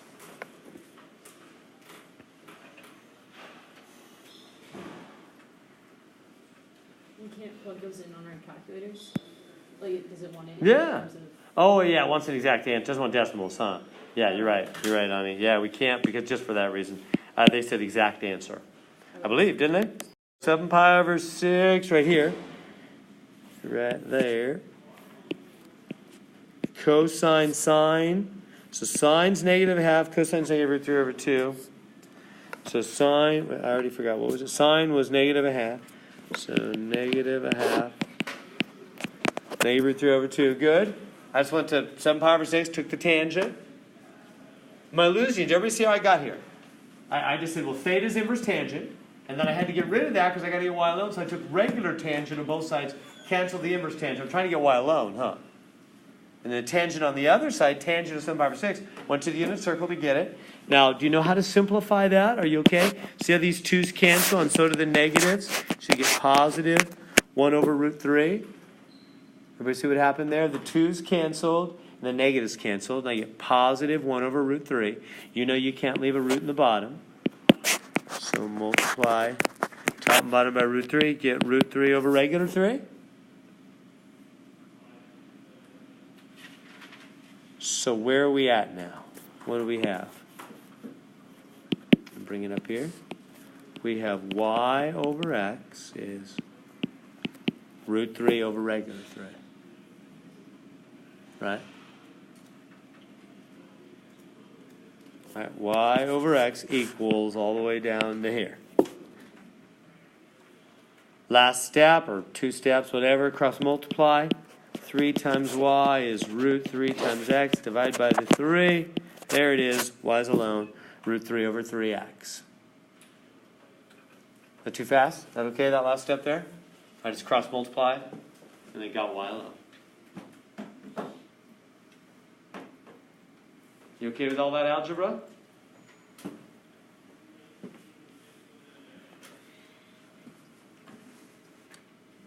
Pre-calculus has a lot of that kind of thing in it. Questions I can answer?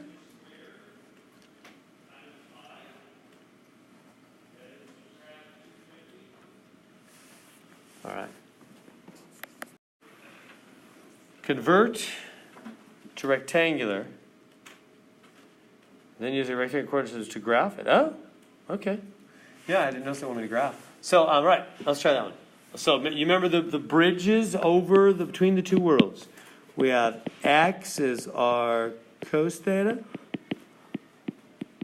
y is our sine theta, r is the square root of x squared plus y squared, theta is the inverse tangent of y over x. So use one of those to convert. This time they want you to go to rectangular. So I want you to go to x, y. So you got r and theta. They want you to go to x and y. It's like back and forth, aren't we? Between the two worlds here. Trying to make sure you're ready when you see this in Calc 2 if you're going that way. Or physics. So you got these tools in hand.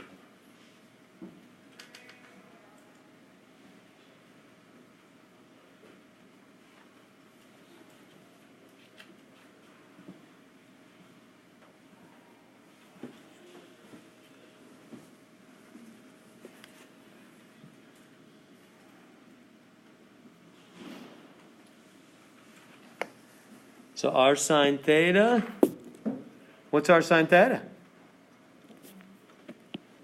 That's y. Done.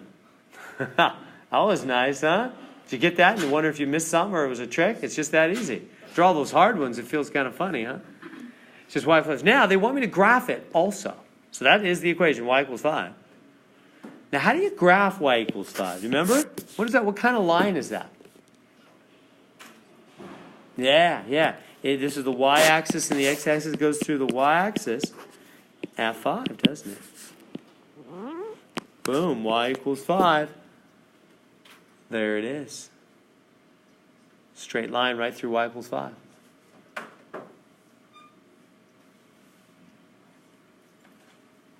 We good? We're moving on.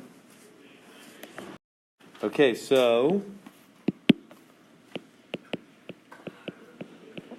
r equals 5 secant theta. I'm going to put up here the bridges again. X equals r cos theta. Y equals r sine theta. R equals the square root of x squared plus y squared. And theta is the inverse tangent of y over x. There's the bridges. So we have r equals 5 secant theta. All right, let me let you be a little tricky. Be a little tricky here. So you want to use those bridges. But first you got to find your way to the bridge.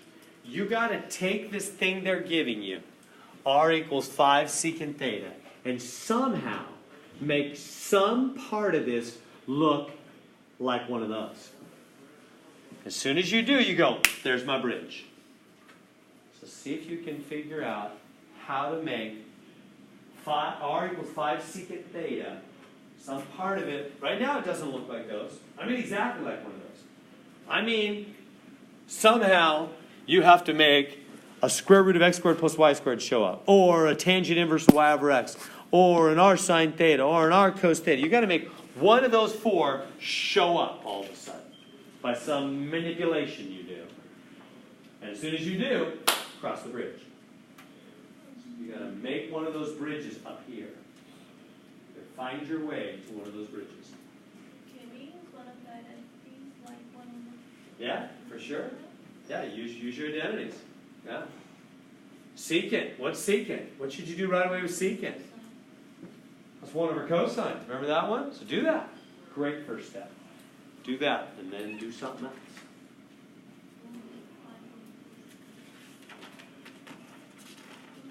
Oh, yes. I'm sorry, yes. But then you need something else to make one of those bridges appear.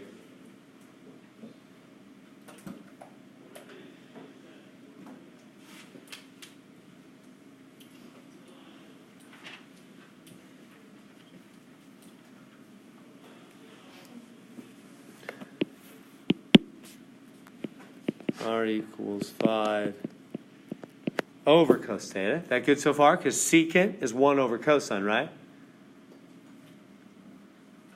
Good to there. Now, I still don't see, I see a r, but I have to see exactly that. That's the one we're going for.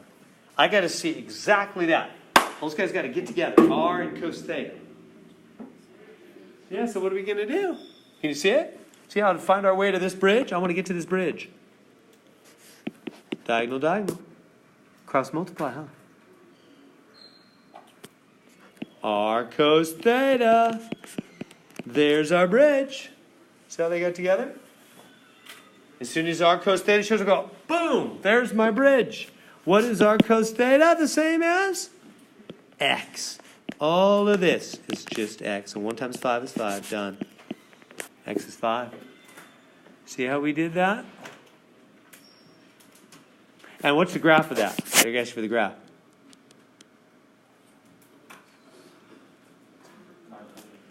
X-axis go 1, 2, 3, 4, 5. Bless you. Over 5. A line going through the x-axis of 5. Huh? Everybody see the maneuver we did there? So it's always about those bridges, huh? You want to get those to appear. They're going to get more tricky now. You ready? It's always about finding your way to one of those bridges and then crossing the bridge. Okay, so they give me that. R equals negative 12 cos theta. And they want me to use one of the bridges. So let me write up the bridges for you. What are the bridges again? X equals r cos theta. Y equals r sine theta. Those are the only two we need right now.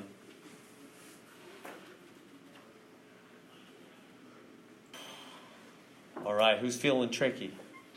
We have to find our way to a bridge again. Meaning, we have to, you can see it's coming. It's this one, huh? I have to somehow make exactly, verbatim, not, you can't go, yeah, well, they're kind of, no kind of. I got to have r right next to cos theta. And as soon as I've got r cos theta, take the bridge. So how?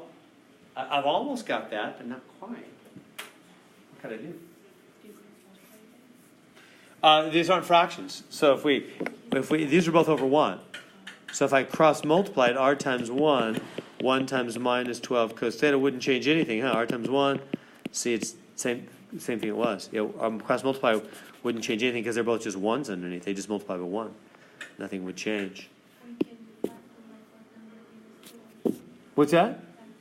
Factor? Factors when you have two things in common.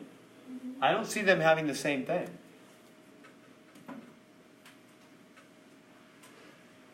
And on divide by r and then multiply the top and bottom, like the numerator and denominator, by r again.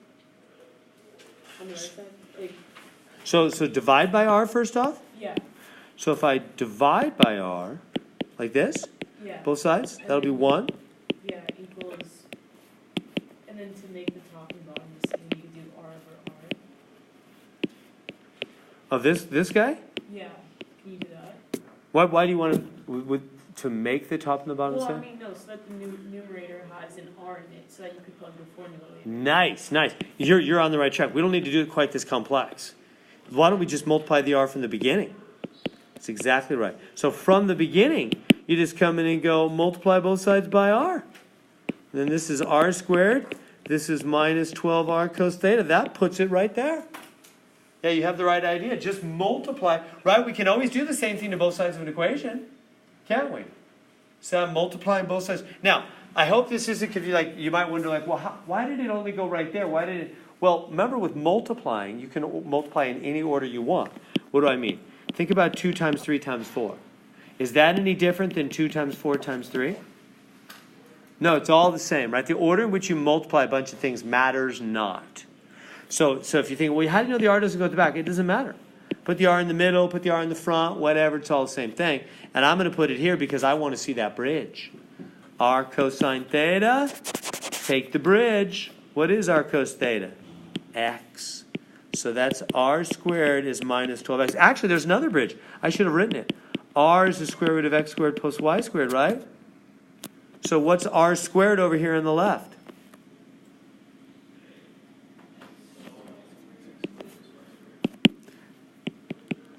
squared plus, right? Because if you square both sides, r squared is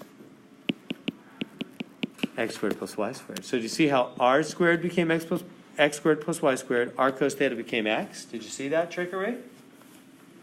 See how we've crossed the bridge into the xy world now? We have no more r theta. We have xy. We're in the other world. But they want us to walk around in this world a little bit. If you look at the answers, then none of them look like that. So we have to do some trickery. But is everybody good to there so far? See, we took Ani's idea, multiplied both sides by r. Got r squared. On this side, that's x squared plus y squared. R cos theta, that's x. That made a couple of our bridges appear, didn't it? Then, now, what we have, if you look back at the answers, see how the answers all have parentheses with things squared? See how they do? So I have to make mine look like that. I got to do some fancy plastic surgery. I got to remove the wrinkles, make it look like those with the parentheses and stuff. So I'm going to grab this minus 12x, jump it over, x squared plus 12x plus y squared equals 0. So I put the two x terms together. Is everybody good so far? And now, how do you take that? Look back at the answers. Again, see how the answers all have like parentheses squared things? See that? How do you take something like this and make it like x plus a number squared? Do you remember that from algebra? Ends up being factoring at the end, but first you got to do something. You can only factor if you've got 3 numbers for the x, not the y. We need a number in there, right? You factor with 3 numbers. Well, you can factor with 2 also, but do you remember something called completing the square? I'm not seeing any knowing looks. We got to do that. That's a concept in algebra, and we push it harder in pre-calc. You got to do a lot of it in fair amount of it in pre-calc. So you got to complete the square here.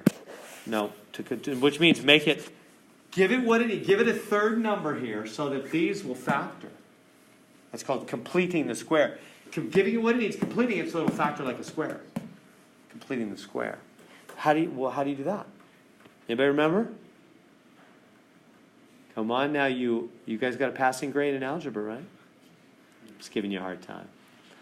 Got to take that middle number, bring it over on the side, and divide by 2 and square it. Remember that? No? So that'd be 6 squared, 36. So it's the middle number over 2 squared. That's how you complete the square. So what do you mean? So I mean you add 36 to the left side, but you have to also add 36 to the right. Right? You got to keep the balance. Whatever you do to the left, you must do to the right to keep the balance. So I add the 36 to the left side, and then they will factor now as a square. These 3 will factor guaranteed as what? How's it factor? And then bring down the y squared and the 36. They haven't changed. But how does x squared plus 12x plus 36 factor? X what? X plus 6, x plus 6, right? See how if you FOILed that out, you get 12x in the middle and you get 36 at the back? See how that 36 was beautifully fit? It fit hand in glove perfectly so that it would factor. Does everybody see that? Remember doing that? No? Nothing coming back from algebra days? It's not a big topic in algebra. I'm kind of making more of it than is really true. Anyway, so we have the same thing twice. So Same thing twice is squared. So see how we made it a square, didn't we? That's the answer on the multiple choice answers options.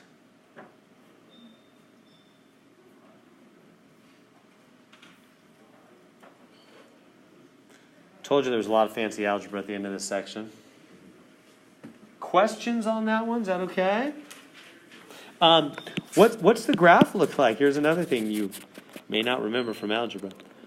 What's the picture look like? Because they're going to ask you to do it. I'm not just talking theoretical. They want, hey, light bright, show me what that looks like. Do you remember what that looks like? It's a circle. This is 6 squared. That's the radius.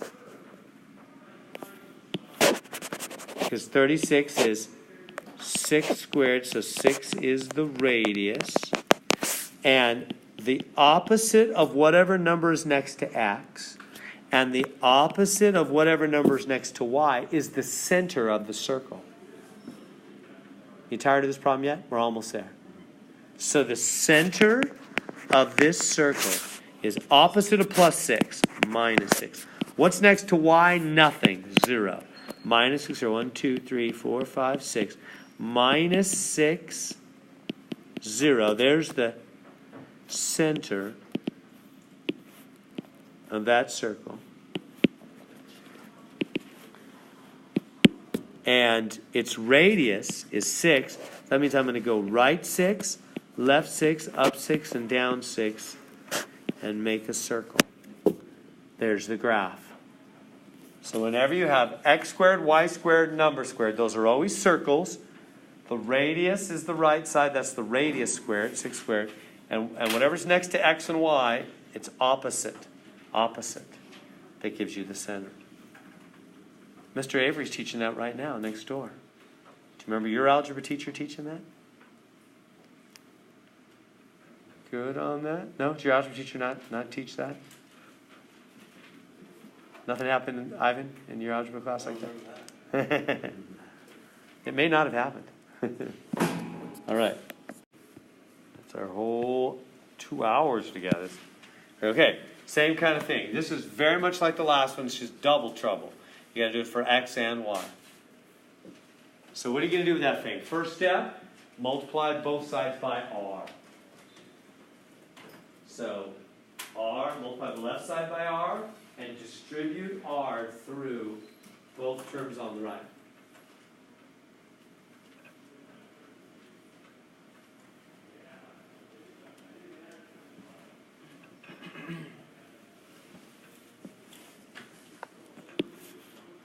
So I'm going to multiply r on this side, r through the right side. So I get r squared is 3r cos theta plus 4r sine theta. Good so far? I'm multiplied through by r. Why did I do that? I want the bridges to appear. Getting the hang of this more now? See the bridges? There they are. So r squared, what's that? X squared plus y squared. R cos theta, what's that? X, and r sine theta is y. So now we've walked into the other world. No more r theta. We're in xy world. We're in rectangular coordinates now, right? We left r theta behind, crossed the bridge into the other world. Now, though, we got to complete the square in this world. First, get those together. So first make it x squared minus 3x and y squared, don't have room here.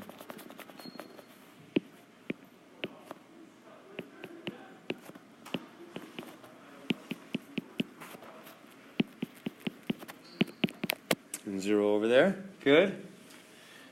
So, see, I got the x stuff together, the y stuff together. Now we got to complete the square. How do you complete the square? You take half of the middle number squared to both sides.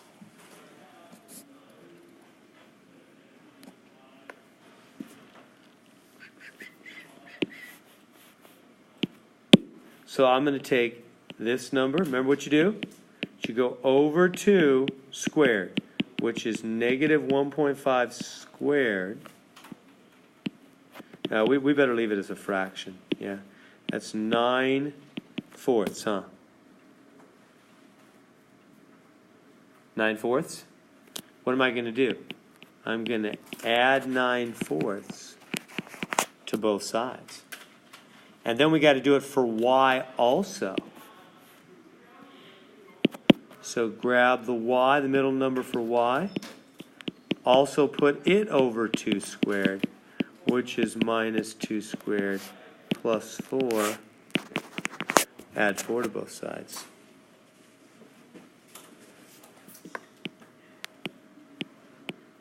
Everybody good there? See how I did that process for x and y. Last time it was only x, y. Because y didn't have a middle number. See? The last one, it was just y squared. There was no middle number for y. But now we got a middle number for x. We got a middle number for y. We do it for both of them.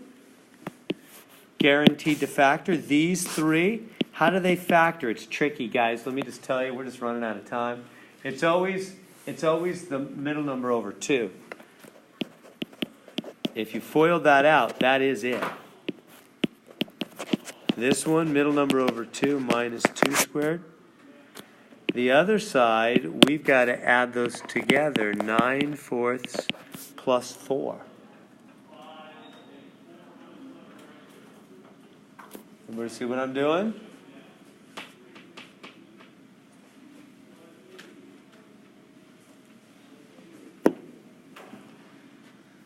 Is that kind of tricky? If you wrote 2 of these and FOILed it, it would go back to those 3. It is the correct factorization. I just don't have time to talk more about it. We got to combine these things on the right. Put this over 1. Multiply top and bottom by 4. We get 9/4 plus 16/4. That's 25/4. Whew, there's the equation. 25/4 is the right side. Everybody see what we did there?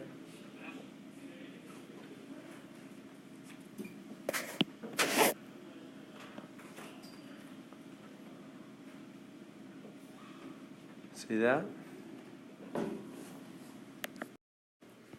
So here's the problem. Now, which one's the right piece? So they let you just leave it that way.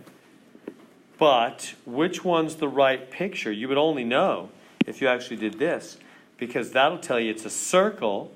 Where's the center? Remember what I said about the center? Opposite of what's next to x and y is the center. So if you come in here and go opposite. So the center of the circle is positive 3/2, positive 2, isn't it? The center of the circle is right 1.5 up 2. It's up here. The circle's in the upper right. Does everybody see that? Because you always do opposite. Why? Algebra. I don't got time to review all that right now. Wendy will go over every detail of that with you. So the circle's in the upper right. So that lets me know the answer is the one there, upper right. So I know that right away. Wouldn't know it if I hadn't completed the square. We have to. Okay. These have been tricky all the way, huh? So x is r cos theta. We just keep using these bridges. Y is r sine theta. R is the square root of x squared plus y squared, and theta is the inverse tangent of y over x. Okay, let's use the bridges. So we have r squared sine 2 theta. What are we going to do with that? I don't know.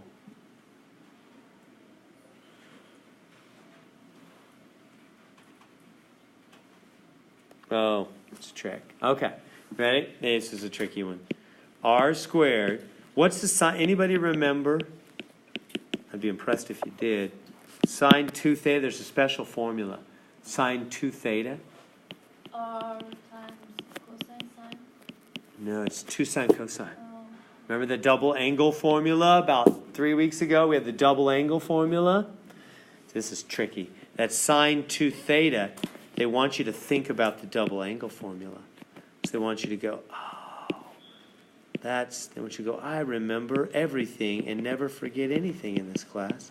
It's 2 sine cosine equals 4, like that. See that trick? Sine 2 theta becomes 2 sine cosine. That's the double angle formula. Okay, so what? Well, let's get the 2 out of there. So we get r squared sine theta cos theta is 2. Good so far? Let's divide both sides by 2. Now what? I'm still in the r theta language. I gotta take the bridge to xy. They want an xy. In fact, they want y alone in the end.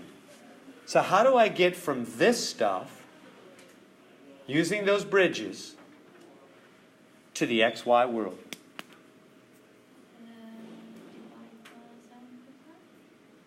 So you know what I mean? You got to make this show up.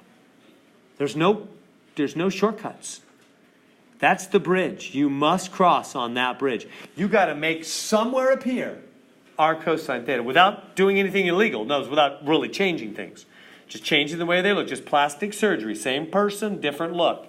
You got to make this look different so r cosine theta shows up and you go, oh, there it is.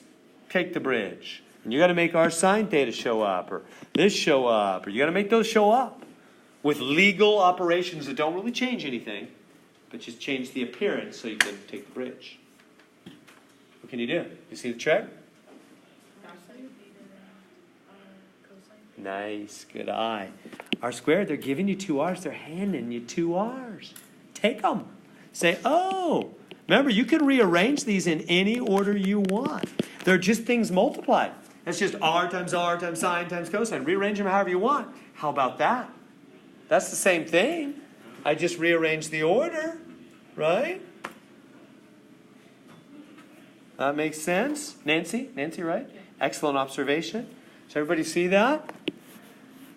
Then r sine theta, there's our bridge. Dun, dun, dun, that's just y. And r cos theta, dun, dun, dun, that's just x. Everybody see that? That's y times x is 2. We crossed the bridge. And they want y alone? Last step? Divide by x, right? Y is 2 over x. Do you like this section? Is this going to be Honey. decimals, or like, if I got like 7 over 2, and then I divide that by x, do I do 7 divided by 2 first, and then over x? No, just leave it 7 over 2x. 7 over 2 over x. Oh, no, flip the bottom up. That's x over 1, flip him up. Remember, fractions over fractions, so what we always do? 1 on the bottom flips up. Okay.